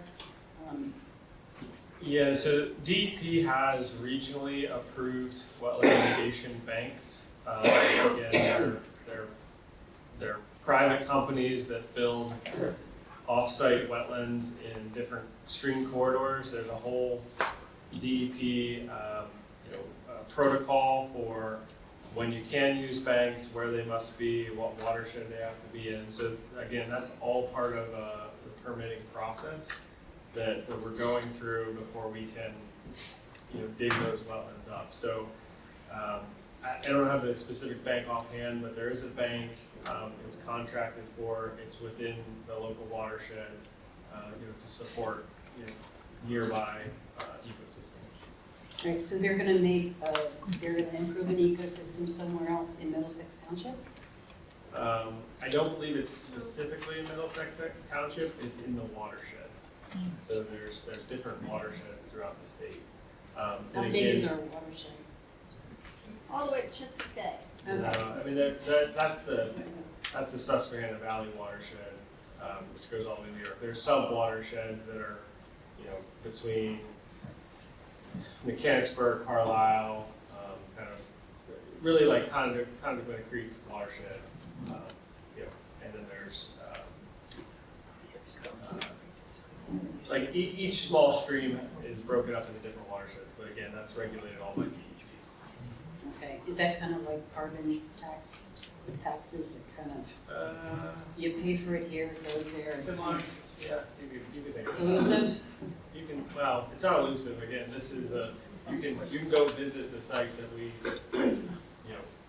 dedicate towards this. And that site has, long-term 10, 25-year monitoring, maintenance, upgrades. It is a pristine, created wetland environment for good habitat. And again, it's, we're saying there's a wetland on site. It is in the middle of an ag field. If you didn't find it in the wet season, it would be plowed under, it would be planted with corn and soybeans. It's not what we really envision as a wetland, but being conservative, we identified it because there is a soil type that could create a wetland. But right now it's farmed through, it would be tilled through, and there's really not much value in it from my perspective. So we are offsetting that Value to whom? to wildlife. Again, it is an agricultural field.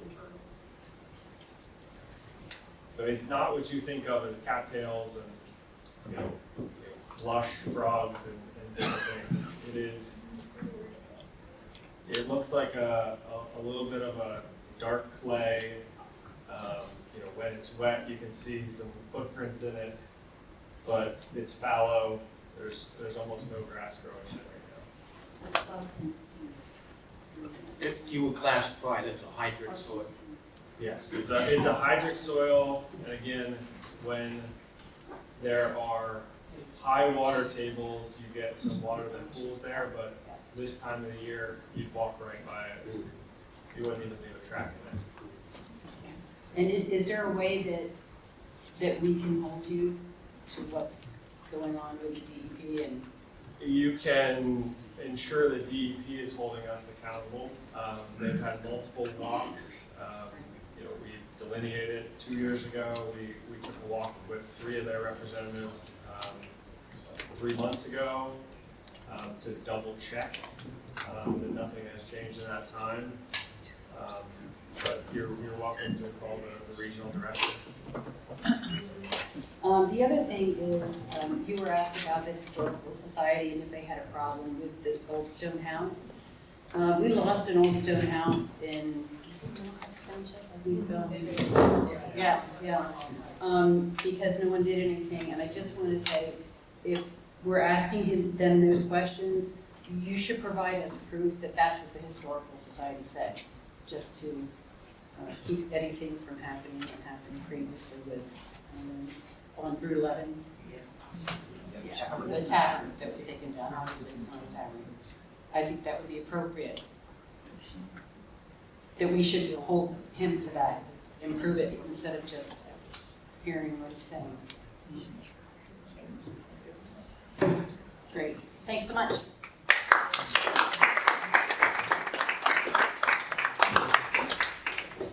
Earl Bean, 303 Country Club Road. Thank you for your time. Your presentation of the picture off of Country Club Road and the roundabout really look great 15 to 20 years from now. But in the next 5 years, it'd be nice if we saw a photo of what is actually going to look, what we, the residents on Country Club Road, are actually going to see. I think those trees are never going to hide nothing in the next 5, 10 years. And a high percentage of us here aren't going to be alive anymore at that time. Second thing, you said more about construction trucks moving in and out. Well, this afternoon from after 12 o'clock to this evening, when I come down the road at 6:20, you've got large rocks laying in the middle of the road there, 30 feet up from your entrance going in. I thought that we said at the meeting one time that these roads are going to be cleaned off with a sweeper or something at a time. But you know, if I destroy one of those on my Porsche, somebody's going to be buying me tires. I mean, that should be your obligation to make sure that road is safe for us to drive on. We appreciate that feedback. That'll be the first call after the meeting to ensure that that's. On that bridge, I guess that's the last one where you put a bridge across the side. Is that going to be a bridge across the wetlands there, where you show an access road going from the parcels? Help me a little bit where you're talking.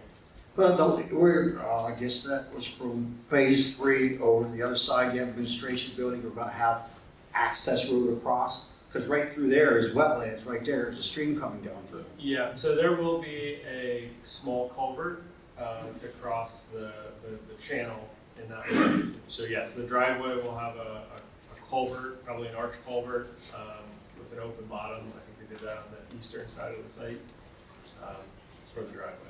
Okay, at the last board supervisors meeting, I brought up about hours of operation because people were concerned about a Country Club Road. Did anybody actually take time to look into that? Because I got scolded when I stood up to tell me hours of operation because nobody knew here. We sat here in a meeting and it was stated the hours of operation were 7 to 5, the gates be shut at 6, by lock by 6 p.m. Well, I'll tell you what, I'm out at 5:30 in the morning, 6 o'clock, the operation started over there. There's 4 cars over there. Tonight at 6:15, they were still excavating on the top of the hill over there. So if that's what you told us, something's wrong. So somewhere along the line, the township's not doing their job making sure this is met. Lord, you was misrepresenting what your hours of operation are.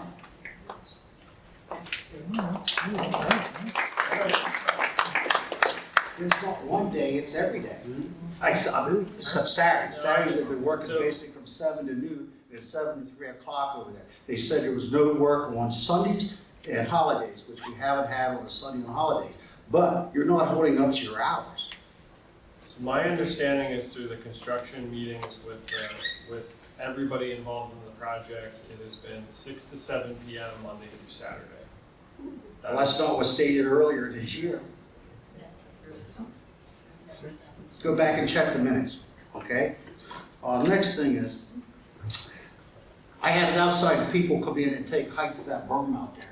Our 12-foot berm is 18, 19 foot across from my house. Correct. It is planted in grass, but it'd be nice if somebody come out there and took that down. We asked about seeing the mountain. Oh, I see dirt. That will be, in the final condition, that will be lowered to the per plan. Again, right now, I mean, the contractor can utilize the site for stockpiles and other things. We put it there to help block construction noise, visual impacts, dust, and they may have increased the height to accommodate those things. Again, it's a perception at this point, but as we move towards the end of the project, it'll be final condition. Well, it's not perception. When you sit there every day and look out, and that's what you see when you can't see the mountain anymore. The last thing, this is a $15 billion, okay? $15 billion. And here we sit on Country Club Road, poor residents, most of them are past 65, thinking about retirement. And what have we got received out of $15 billion? The states received money, we got Congress people, we got representatives getting money, we got townships getting money. And what did we get out of this? I think if you people are gonna be nice to the residents, you wanna be so social to us. What did we receive? Nothing. I wish you lived where we live today, and you tell me you would be happy. Any of you sitting in here that doesn't live on Country Club Road, how many will live in my house? Nobody wants to live in my house. Nobody wants to see the dirt. My cars sit out there with the tops down, and I gotta clean them every day because of the dirt, which I never had before. I didn't have the noise every day out there. I had peace and quiet. But yet this township lets this go. Lets this go. And yet, you're taking care of the residents.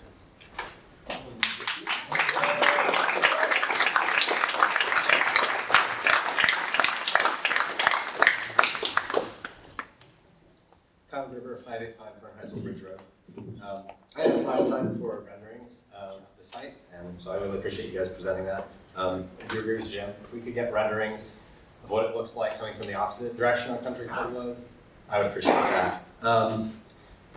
Question on the renderings though. Do you know the approximate like focal length that they were simulated at?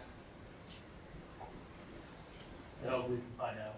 Okay, because they look a little bit tight to me. If I had to guess, they look to be around like maybe 100 millimeters, maybe 150. And human eye is more like 35 to 50, which means as a human stands there and looks, we capture a lot more, as somebody said, like perspective. We capture more perspective than I think what those renderings are currently communicating. So if we could follow up on that, I would appreciate it. Second question, I guess a follow-up. You will be providing views from the two Appalachian viewpoints that were mentioned. The Burn High School Crossing and the Blue Mountain Lookout? Yeah, we will. The Blue Mountain Lookout looks southeasterly and does not look out over the project.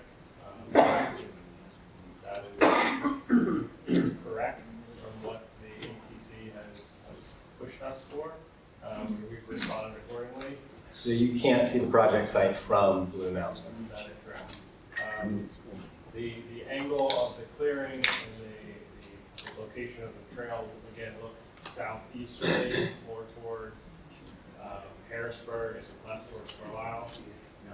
So it's, if you look at images, and we can picture this to ATC, the tree canopy on the ridge masks the direction of the site. And then secondly, yes, we are working on rendering visuals from Burn High School.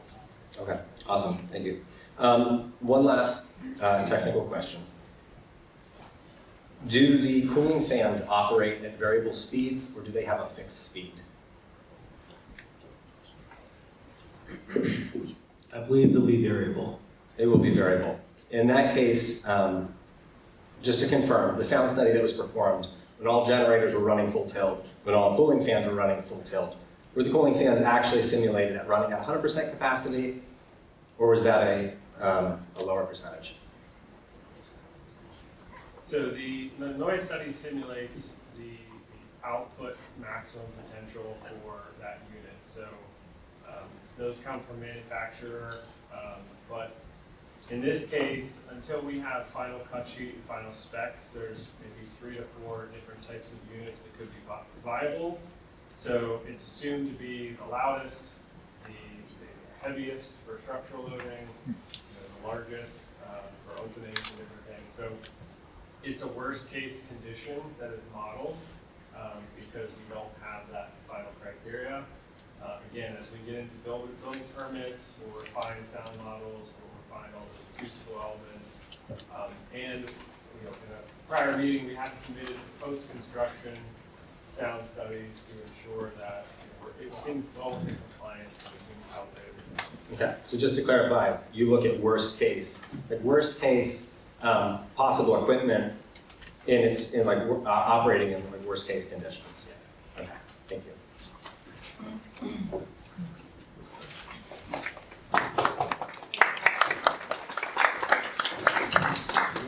Hi, everybody. Arlene Darlington, 7509 Wurtsville Road, Carlisle. Justin, thanks for being here and answering our questions. I continue to learn, so thank you. And to that end, project timeline. Do you have a project timeline that should be shared on one of these slides or posted to the website? And the reason I keep pushing for this is because I know for myself, and certainly the folks that are so close to this project physically, I think there's just a little bit of peace of mind in having the information and knowing what's happening this quarter. You know, maybe not this week, but this month or this quarter. And, you know, maybe they want to make plans or just so we all can know. I mean, we talk about this 5-year timeline, and you just mentioned about bringing the berm back down at the end of the project. Well, when is that? Is that 5 years from now? So I've asked it multiple times. I think I asked it of your colleague, who was it, Nick, who was here last time. So I'll stop and you can speak. No, I think it's a great question. I guess we'll talk to the team. I think that's something we can certainly put on the website that we've created for information. I do like the idea of a quarterly schedule. Maybe we can do a very rough kind of long-term. The challenge with schedules is when we put it up, people take it for gospel, permits change, different things change, and then nobody likes change. So I think we can meet you halfway. We can get a little more refined over the next 3 months, 4 months, so that there's clarity there, and then we'll continue to update it as we go. And you know what? I think that's fair. And as a project manager myself, plans change, resources change, weather changes. I mean, it so happens. So, you know, the average person is going to be reasonable and understand that. Anybody who's going to hold your feet to the fire to exact day is really not being reasonable. But, you know, I agree. If we could kind of get something started, get people looking to that, and then I think it will actually cut down on some of the questions too. Or maybe the questions might be more targeted or anyhow. All right, that was one thing. We've had the one schedule's been on our website for months now. The high level schedule that goes out through the end of the project. It's been on our website for months. Okay. It's on there. It's right on the home page. Scroll towards the bottom. It's broad too. Likely the project manager, no offense, is going to have something a little bit more detailed. Oh, it is from them? Okay, all right. In the cooling process for the generators that will be used in these buildings, and this question came up months ago, probably February. We're talking about when the blow down water, which is concentrated. I asked a question about what chemicals would be used in the cooling process, and I'd like to ask the question again. What chemicals would be used? And I'm kind of thinking that several folks have brought up the MTMA and their ability to filter and neutralize what's contained in this discharged water. So, right. And so in the current design, I remember that question. So there's a couple things. We have hard water. So the municipal water system is a hard water system. So it's hard water, and then they also chlorinate the water just for bacteria and the like. So the current potable public water supply to your house, to our site, is a chlorinated water, and it's hard. So we will continue with the chlorination, again, just to keep it at the same level, ensure there's no bacteria, developing on site or in any of the tanks.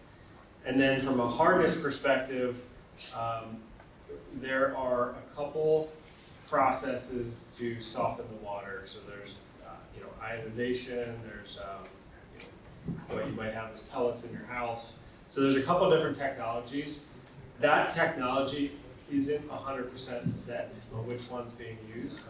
But again, they're all treating the water to pull out or reduce those mineral contents.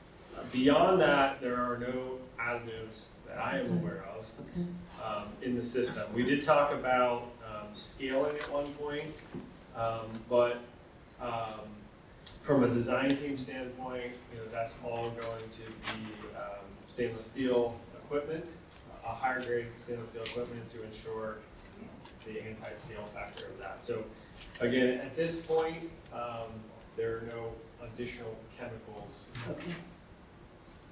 Cool, thanks. Heat. So we've talked about noise a lot. What about the overall heat that comes off the top of these buildings? I know that they generate heat, so can someone make a comment about that? Mike? Well, generally speaking, the roof is a light colored material. So that reflects more heat back off as opposed to sinking it with, old school black roof. But I don't know the heat that comes off the top of the building. So generators and the two buildings that have fans will not be creating heat that has to go somewhere. I mean, it's energy, it has to go somewhere. Yes, heat is exhausted, but I don't know what the temperature of the heat is as like by way of study. Does the planning committee have any concerns about that? The heat that's coming off these 16 ginormous buildings, 200 by 900 by 72 to 80 feet tall, all in a cluster. Heat coming off those buildings, what it's going to do potentially to the environment. Does anyone on the planning committee have a concern? Are you thinking about the process heat or the heat from the buildings themselves? Oh, Anything, any heat that comes off the buildings is going to change the environment. The buildings are going to be very much like all the other massive warehouses we have around here. They're going to produce the same amount of heat. Process heat will be very warm. We don't know about it. 6 to 10 degrees tomorrow. When I had 6 to 10 degrees tomorrow. That's what I thought. Yeah, I read 16 degrees.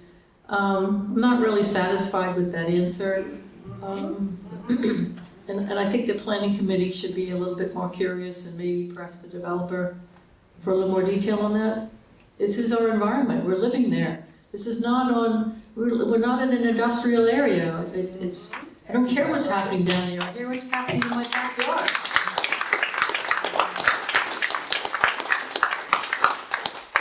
Okay.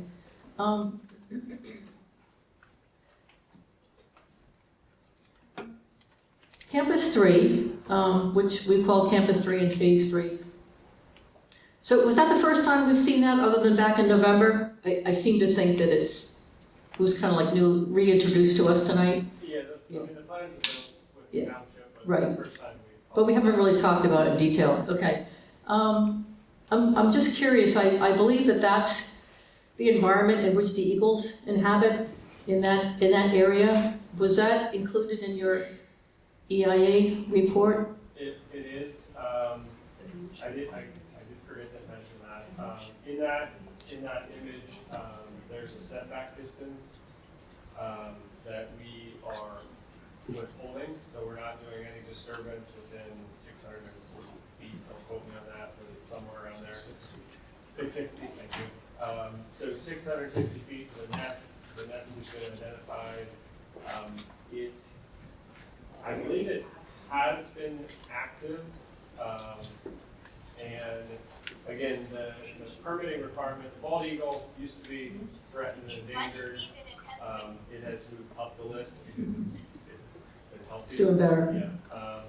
So I believe it's a protected species now, and we are holding that offset for any construction or impacts. If we encroach on that, there's another level of reporting we need to do, and there's actually a take permit available if, for happenstance, the eagle would leave or not use the nest. So right now, we are outside of the 660, so we really just need to monitor, and there's no permit required. Okay, so just for perspective, the building is 900 feet long, but you're giving the eagles 660 feet from the building. That is the permit required. Yeah, okay. I'm just, again, bringing perspective. I'm not sure if it's on the building or from the disturbance, so it may be further for the building. I'd have to check that. Could I ask that again next meeting, or could you provide that to these? I can follow up. Okay, thank you. And one more question I'd like to ask the planning committee, and please let me know if it's inappropriate. We've learned a lot since last October, not all of it good. We have learned that our ordinances are outdated and need to be updated and improved and better detailed. Whose responsibility in the township is it to do that? That comes from the supervisors and directors. They decide when ordinances are to be upgraded and reviewed. Okay, well, there's a lot of them, so I think what I'm hearing you say is hold that question and ask it at the supervisors meeting? Okay, all right, thanks, guys. Yes? So the 660 is, we're not doing any work disturbance, anything within that. And then there's probably another 150 feet to the nearest building. So in there's some parking lots, some fencing, some different features of the grading, retaining wall. But the 660 stops at our work limit. Okay, so digging, blasting, excavating will be no closer than 660 feet to the nest. Correct. And then within that ring, again, that's currently a one cornfield. So we're gonna replant trees and kind of reforest around that nest. So we'll create a better buffer to the nest. My first response is, I'm glad that you picked up on that and acknowledged that those birds are there. So thank you for acknowledging that. Thank you very much. Hi, I'm Pam Leonard. I live on Fieldstone Drive, and I promise to be quick. So in the renderings, you showed native plantings like trees in the one drawing, but they weren't on the berm. From what I heard tonight, that 12-foot berm is going to stay there, and the trees are going to go on top of it. Is that correct? Correct. There will be trees on the front side of it and also on top. Yes. Okay, and you said native. It says native, so I take that literally. I'm a big gardener, so I assume there'll be PA native plantings that you'll be planting all over the property and in the meadows. Correct. So to clarify fully, the property is native. We're about 90% natives. There are 10%, and the deviation there, we do have some arborvitae along a couple of the property edges and along some fence lines, just because it's a very good screening. And we were requested by the ATC or here maybe, to put in some hemlock. Hemlock have some disease issues, so I think we're now on eastern white pine. We switched about 3 times, but the majority of the site is native, except for a couple areas where we wanted to screen a little bit better. Okay, and then I have just one more. Overall, I'm very concerned about the environment. I mean, when I go down for a nice look at the property, it looks like a war zone to me. Yeah. And it makes me really sad. I'm glad to hear, I was going to ask about the eagle. I know we lost some endangered plants because I read the environmental impact study. There were some specific endangered plants. Is there any plan to replace the ones that we lost? So we didn't impact any of those. Okay. We identified them. They are in the study. They all are located along the creek in the floodplain, which we're not impacting. So they're there. We didn't specifically identify where they're at for the request of DEP because there are some people that go and harvest them, and they wanted us not to draw attention to where they're actually at. Right, okay, I understand. And then is there going to be any provisions for wildlife? I will tell you personally, and I live in the meadows, I've seen more dead wildlife this summer. And I know some people don't care because yes, the deer, they eat my hosta, they eat my plants too, and the groundhog and all that. But I've definitely seen more dead animals along the road. I've never had fox in my yard. I have a camera, I have fox that I know they live there because I used to see them playing there, and turkeys and stuff. Is there going to be like bird houses or any kind of provisions that you could do to encourage wildlife to stay in our area and not move to another wetland that we're never going to see? Yeah. So the field was kind of soybeans and corn, which is not the best for wildlife. Well, they live there, I Unless saw deer them. turn up, right? So the surrounding area that's undeveloped, again, we spoke a lot about this with the planning commission last fall. We are looking to put in pollinator grasses and food plot areas and really meadow grasses surrounding. So the entry to the campus, again, will be kind of more of a lawn, but the edges along the creek and behind the buildings is all going to be very habitat friendly. It's funny you mentioned bird boxes. That is something that the ETC has asked of us as well. So certainly something that we're considering. And there's a lot of good organizations around here, PA Conservancy, I'm a Penn State Master Gardeners. There's a lot of organizations I know that would work with you and maybe even help. So I would encourage you to reach out to, Keystone Trails, they're gonna go in at the Scott Farm, they're gonna put an office which is right across the creek from where the data center is. And now they're focused more on trails, but again, environmentally conscious organizations in this area, I'm sure would try to work with you to make it eco-friendly. So I would just strongly encourage that. Thank you.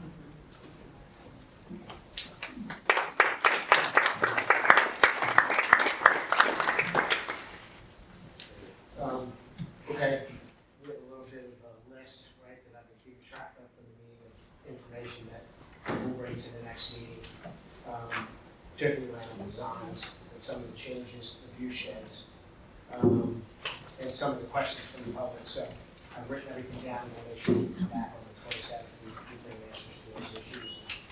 Hopefully the new designs will reflect the issues raised. A few quick clarification points, mostly from what the public brought up. The one concern I have dealing with what Ms. Darlington brought up is what, do we have an estimate or any studies showing the effect of the process heat leaving the facility? That's something that I don't remember seeing at this point, and it would be something I'm interested to see. Two was just I'm not sure if I missed it or not, Lynn was asking about the planned wetland bank. Did we say if we think it was in a smaller congruent watershed or the larger Susquehanna? Yeah, we can clarify that. Okay, it's just a quick clarification. And the third was what Mr. Beam brought up. I know you said in the future reducing the berm from the 18 or 19 foot down to the proposed 12. Will that be something that we can clarify, like kind of like a time zone for that? Okay. Thank you. Justin, do you have an as-built of that area? Can you send it to me? Thanks. Was there any discussion with the owners about what I said about soccer fields? Yeah, not something that they want to decide right now, but certainly they would definitely consider doing it. They'd like to be further along in construction, Right. Which would be obviously several years down the road. Yes. But, there's obviously going to be a restriction, no intent to put more buildings or anything built in the site. So the request is reasonable, they just want some time to consider it, and it's going to be one of the next two at the site. And I know, Wes, you did raise issues about the natural gas generators. The issue really from the tenant perspective is that the natural gas generators are bigger, so it's a bigger yard itself and requires lots of storage of natural gas on the campus. And they felt early on in the process, those were two kind of non-starters from the township's perspective. So they designed around the diesel and the Tier 4. And I'm sorry, do you feel you would need storage rather than pipeline? that's what they said. So now, UGI obviously built the facility, it's not far, and obviously would love to have natural gas generators on the site. But I don't think that because of building a pipeline is viable. They have talked to them, UG. I can verify they have had discussions about piping the facility, and it didn't seem viable. It was going to require storage.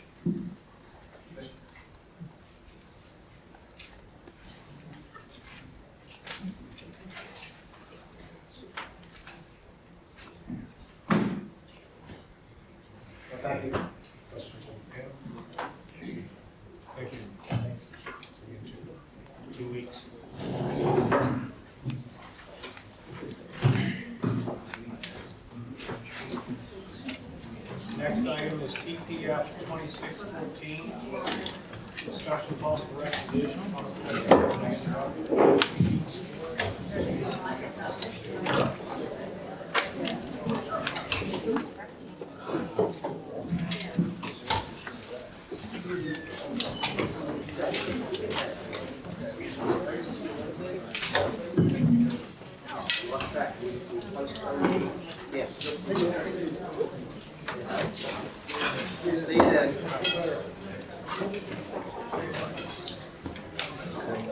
Way back.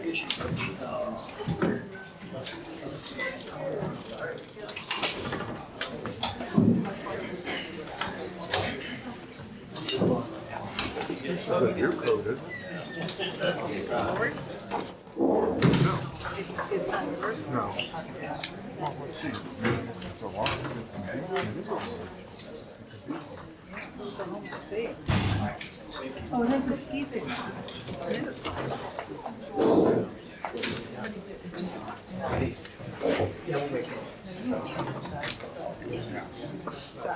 Yep.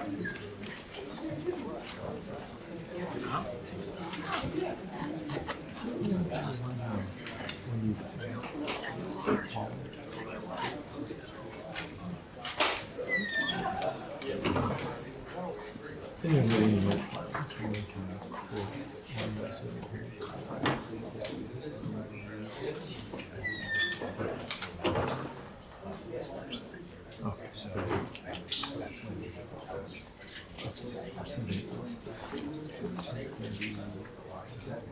but in any case, that will open up. And I don't know if you were. If it was I would think it would be safe. Thank you. All right. Can you identify yourself for the record? Yep. Good evening, my name is Terry Hilo, I'm with Integrated Consulting, and I'm here tonight with Mr. Bob Franks, who will be on our right for me, over to the side, to just present the plan to you. This is a plan introduction. We have not received formal township review comments. We have received some county review comments and some from the authority, but have not received those regional authority or staff comments. Right, this is just an introductory view. All right, sheet store number 191 for the public. Where is it actually? Is this one at Wolfsbridge Road? It is, yes. So this is sheet store 191. We're located at the intersection of Wolfsbridge Road and Harrisburg Pike. So the purpose of this project is essentially that we're going to take everything from the right-of-way line of Wolfsbridge Road, and Harrisburg Pike. It'll demolish everything from the right-of-way line into the site and build back with brand new. So this is a very similar project to the other rebuilds that have been going on in the area. Dillsburg just reopened their store, it'll be a very similar process. If you're familiar with that one, since it's fairly close by. Chief will be introducing their 6,132 square foot prototypical building. So this is the building that goes on the majority of the new sites as well as all of the rebuilds. So the whole building comes down? Everything comes down, yes. All the infrastructure comes down, the pavement comes up, so all the old piping that was from the tank field, everything, including the tank fields, will be replaced with brand new. Yes. There's also a car wash existing on the site, a new car wash will be put in its place. So there'll still be a single bay car wash that will be replaced with the existing. You're not losing any parking spaces or pumps, and the EV stations will also remain. So those are not going away as part of this project. We're also not introducing any additional EV spaces at this point in time. In terms of utility coordination, there are obviously utilities out there today. We'll be continuing those services. Existing laterals from the right-of-way line or thereabouts into the site will all be replaced as well. And then as part of our NPDES permit, we have to introduce some stormwater management, infiltration, and detention facilities to the site. Currently, for the store itself, there is not any subsurface facilities. There is a detention basin to the north along Wolfsbridge Road. That detention basin, while owned by the same property owner, is actually a detention facility that is managing stormwater from the adjacent property, or not from the Sheets property itself. So with our project, we have a 20% hit that we take in the existing impervious area that we have to manage per the township ordinances as well as the MPS permit. So we're proposing 2 facilities for that. So there will be a stormwater detention facility in the north portion that's in the driveway access adjacent to that stormwater system, detention basin to the north. And there's a small detention basin to the south as well. So those are the big green areas that are shown on the south side of the site. And then the one to the north is the infiltration facility. So we're kind of breaking it up and discharging separately through the site, just because it's such a flat site that we had to get a little creative with where we needed to put things. Hold up a second. Yeah. Zach, is there any plans to realign Wolfsbridge with Harmony Hall? Nothing concrete at this moment. So, and that did come up in the pre-construction meeting that we had, or the pre-application meeting with Mark Carpenter and with Bud, that potential change would happen. It would require a take of the property on the other side of Wolfsbridge Road, so it didn't seem at the time, and they can certainly let me know if that's changed. We've not seen any plans personally, but it would require any additional right-of-way that we were aware of or thought would be required at the time. Right, I know it's not gonna take from you, but then it's gonna create I didn't know if, they're a year away from moving the road or 6 months, I see what you're saying. whether you wanted to hold off or Yeah. to, Yes. We also did have that conversation about the existing driveway access and how close that would be to a potential realignment in case that timing were to be of essence. At that point, and Bud, you can certainly correct me if I misspeak, but it didn't appear that that would be impacted. Yes. Now that you've been interrupted, let me continue. Yeah, What is the red line? That purple line, so that's just the property boundary, and I believe it might be a zoning boundary as well. It's got a zoning. So yeah, we're in the C1 commercial. But then didn't you say, above the driveway, there was up there, and that was for other properties? It's on our property, it's an existing detention basin For you or other people? for other people. Maybe not. Oh, okay, I did a little bit of research, so I'm not 100% sure. okay. I dug back and looked at some of the original plans for this site, and I believe, and I will let you know as soon as I find out, Okay. that some of the original site drained into this detention basin. Okay, As soon as I find out, I will let you know. okay, all right. Our plan is to not continue discharging into it at this point in time, so if there is something that was set aside in that basin, we wouldn't be looking to utilize that as capacity for our project. So you just want to make yours completely independent of that? Yes. Good.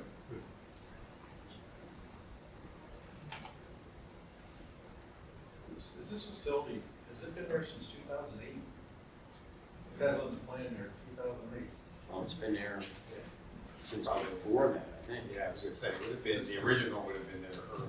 I think in the Must have been 90s. remodeled. Yeah, in the 90s. 97 or something? Yeah. Yeah, don't think too hard about the dates. been there a long time ago. Yeah. Years ago, if you remember, there was a karate shop there. No. There was an old building there, and they gave karate lessons in it. Good, what are your presentation? No, we were just here to take any comments, any feedback. Again, we'll just. So, having read comments from others, there's a letter here that we were consulting on June 19th that is looking for what I would term to be waivers. Is that right? Yes, we do have 3 waivers.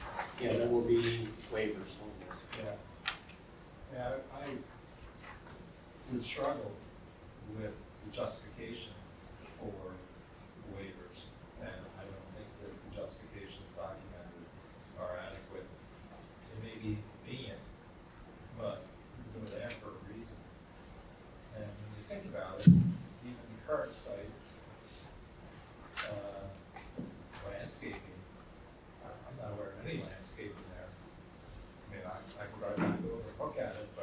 pretty stark place. Around the, you're talking about I'm talking the about two the site. landscaping waivers?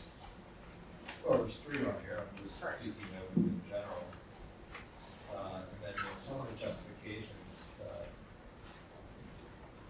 quite weak, you know, ease of snow removal, litter accumulation. It's very weak. So anyways, that's some feedback. Sure. As well, the county calls out numerous things in the letter dated July 9th. Just recently, probably had time to respond to it yet, but you know, I think they raised pretty good points. You know, even like, you know, number one, the idea of setbacks. I don't know why we would go through violation of setbacks, so they're for a reason. And you know, there's numerous items in here like that. We got this a few hours ago, but I mean, it would raise significant concern before recommending approval. Understood.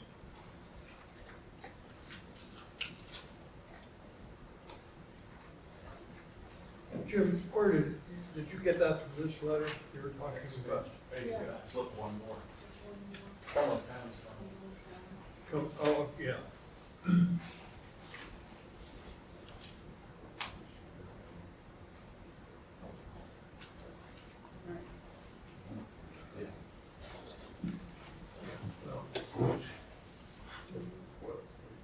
I would also mention one other item, excuse me.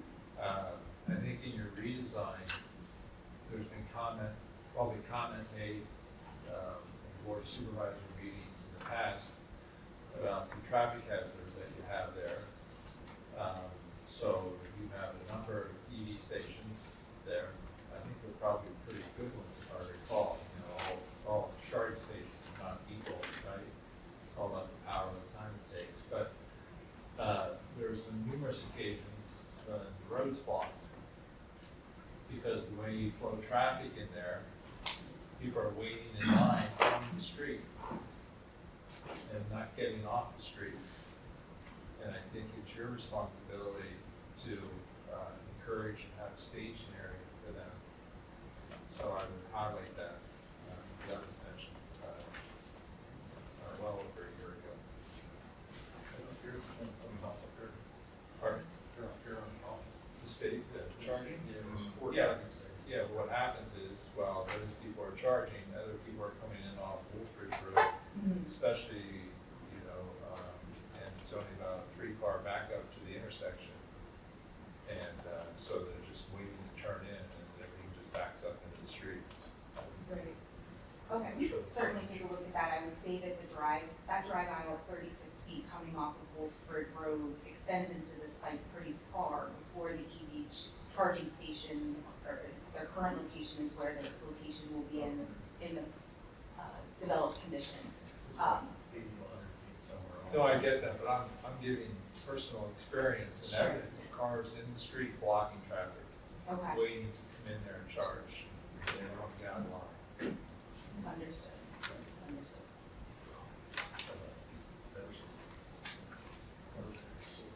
So at this point, you're intending to leave the charging stations where they are now? That's correct.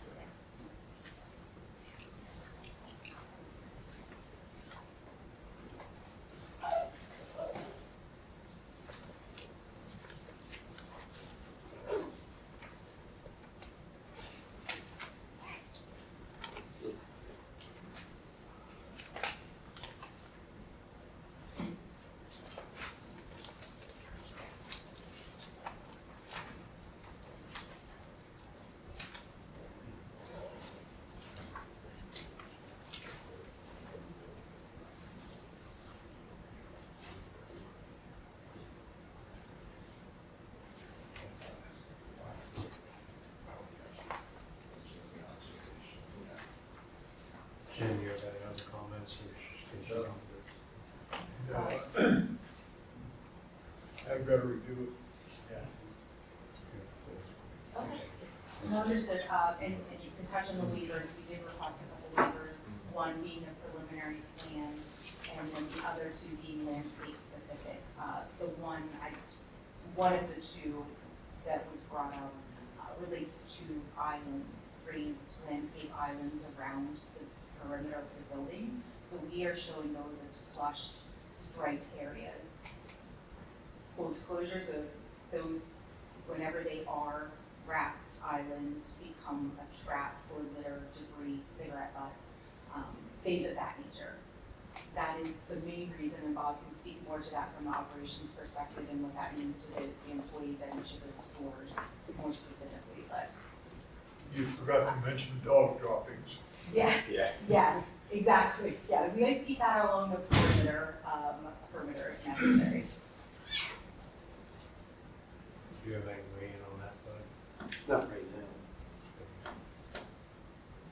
Do I understand from your request for the waiver that you just want to submit and get approved? You don't want a preliminary, thorough final? That's correct. Yeah, we would submit as a preliminary final plan.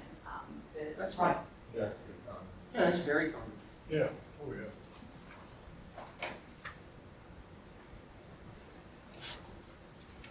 Anybody else have any other questions for myself or Bob?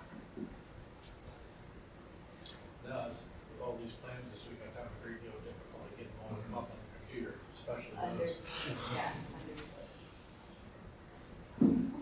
understood. The only thing I would add is just see what you can do in response to Jim's comment about the EV stations. I know they're there now, and I know it's convenient to leave them there, but just think about it a little bit and see if there's could be another location for it. And Bob can speak to that. I know we've put some signage other places where there's been some conflicting car washes, they do not block the intersection or something to that effect. But Yeah, we have to coordinate with the EV company, sort of dictates to us. Yeah, so they need so much space and they sort of look at our site plans and sort of, we may say, hey, we would love you to put the charging stations here. Yeah. And they'll say, that doesn't work. It doesn't work. Yeah, that in conjunction with the car vac, the shop vac, the vacuum. You got a lot of activity in there. Right. The shop vacs and everything we can put in Right. another spot. I was gonna say, we can Well, afford I think also possibly, again, it's not the charging stations themselves, it's the queuing. It's the queue. It's the queuing, right. And so if you had more signage in a different area, I know even that area between the pumps and like Woodbridge Road, that's a big open area, it's way underutilized. Yeah. I don't know, you guys Look at the staged on there. put some volume to it, whatever.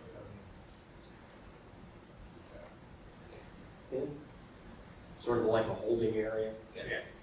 Signage. It's not a holding area. While you wait, right? Are there any issues with having EV charging stations in the top of the storage tank? If you put them all along the road there, they would top of the storage tank. We would have to we'd have to get the EV supplier to approve that location. It's a unique situation. Yeah. I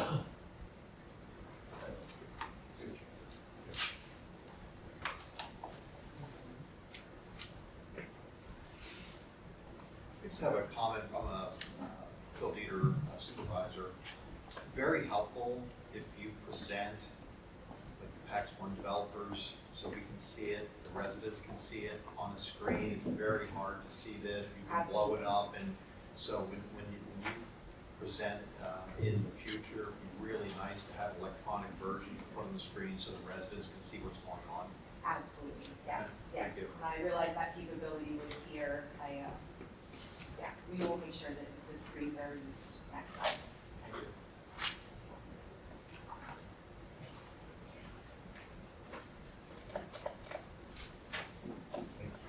Thank you, appreciate your time.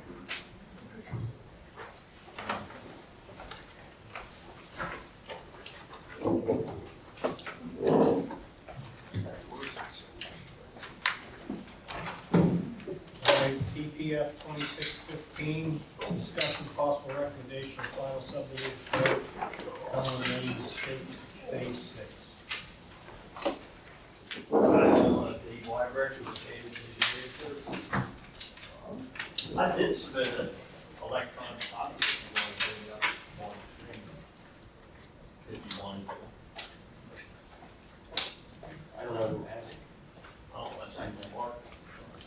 for maintain.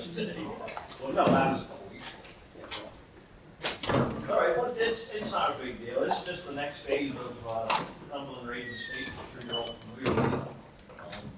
Nothing's changed from the preliminary. We're just moving ahead with, we're doing phase 6 before phase 5. And the reason for that is so on phase, the only difference from the preliminary plan for phase 6, we're gonna do a temporary construction entrance off the North Middlesex Drive. Whoa. You are? Well, I'm gonna talk to Zach about it. We need to have a discussion about that. Well, that's fine. We did, I called him right after. We have to have a discussion about that. Okay, I thought you guys already talked about No, we briefly mentioned it. it. Okay, That's good. We have to have a discussion about that okay, that's fine. before I give my blessing. Okay, that's news to me, that's fine. I know, we discussed it. We discussed it, but there was no vote on it. You got no report from me on it. And I need input. I'm the township engineer, I need to provide input. He has the right as a township manager as well, but we work together as a team. That's fine, that's absolutely fine. All right. And sitting here talking, I just realized that I do have it, but it's on the E&S plan. I just had my pre-app meeting last week with them, and that's why I just thought we You had wanted a to meeting explain. last week with who? Conservation, pre-application.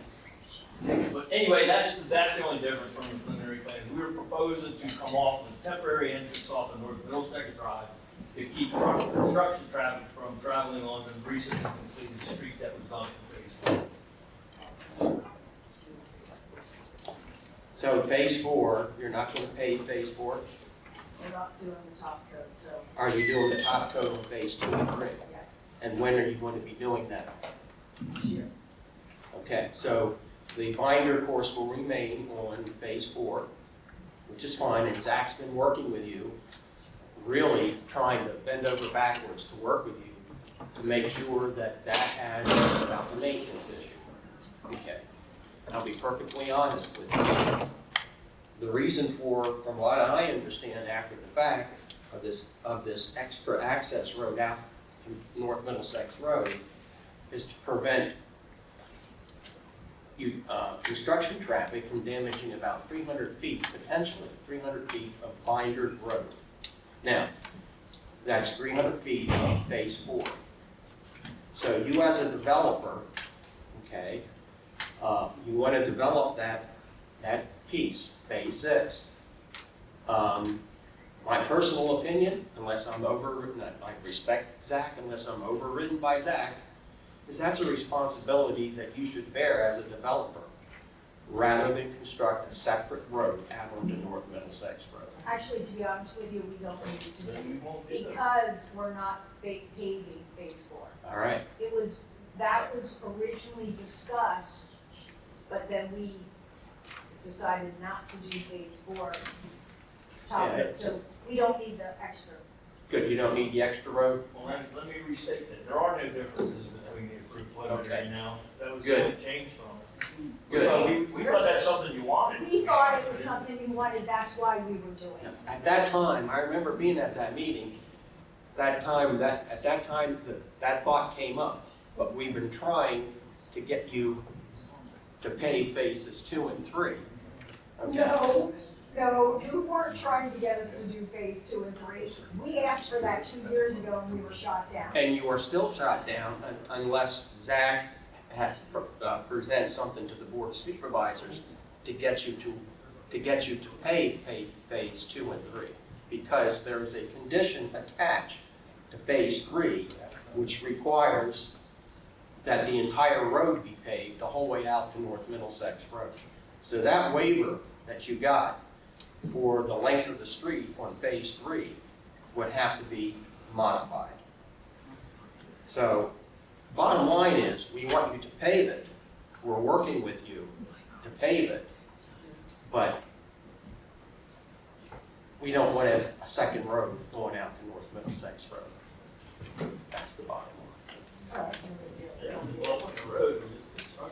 Well, And we only did that because we thought you wanted it. Well, it was more than a road, Dave.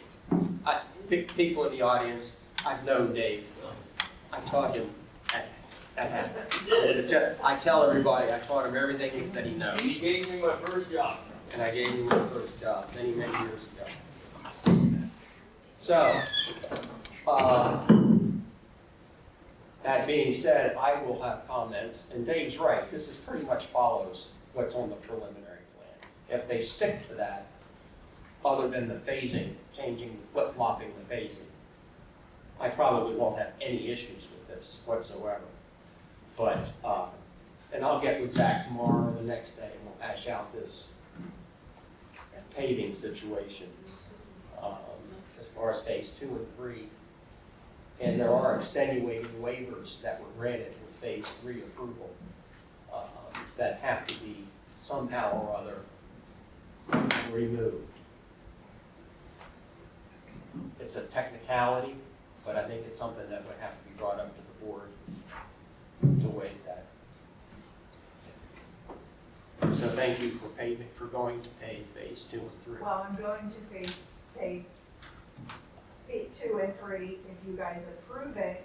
And it Well, makes sense. we're working on it. So there is a caveat if you guys approve it.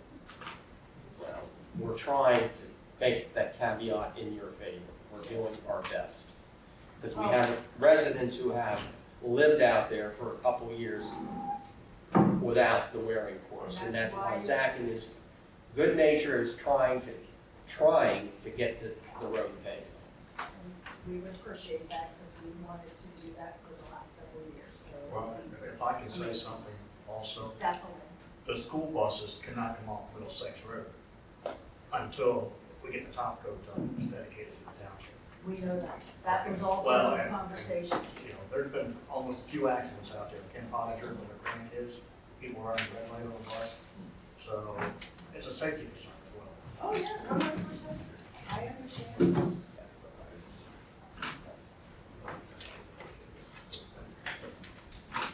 So we'll see you in 2 weeks. We get in front of the tax jump. Well, that depends. I thank you for your time tonight. We'll see what strings we can pull to put you to the front. Past one. That would be great and appreciated. Let me see what I got. Good night, thank you.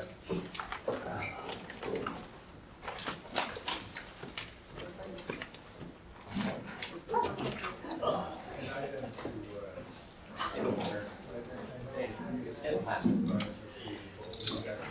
Not the whole thing. Your section in phase, you're in phase 2. Your section in phase 3. What? Well, we're gonna do all of phase 3, 2 hits. Allow that. So Zach has to work with them about snow removal, because normally you have to have a place to put around. Not on the agenda. So there are little extenuating circumstances. This has a history. Well, we'll adjourn the meeting. There's a reason Yes.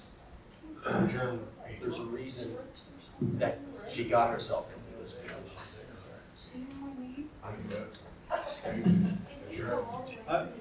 You make a motion? I second. Yeah, he made it. He's the road master, he'll have to figure out a way, and he's All those in favor say aye. trying to do that. Opposed, nay. Meeting adjourned.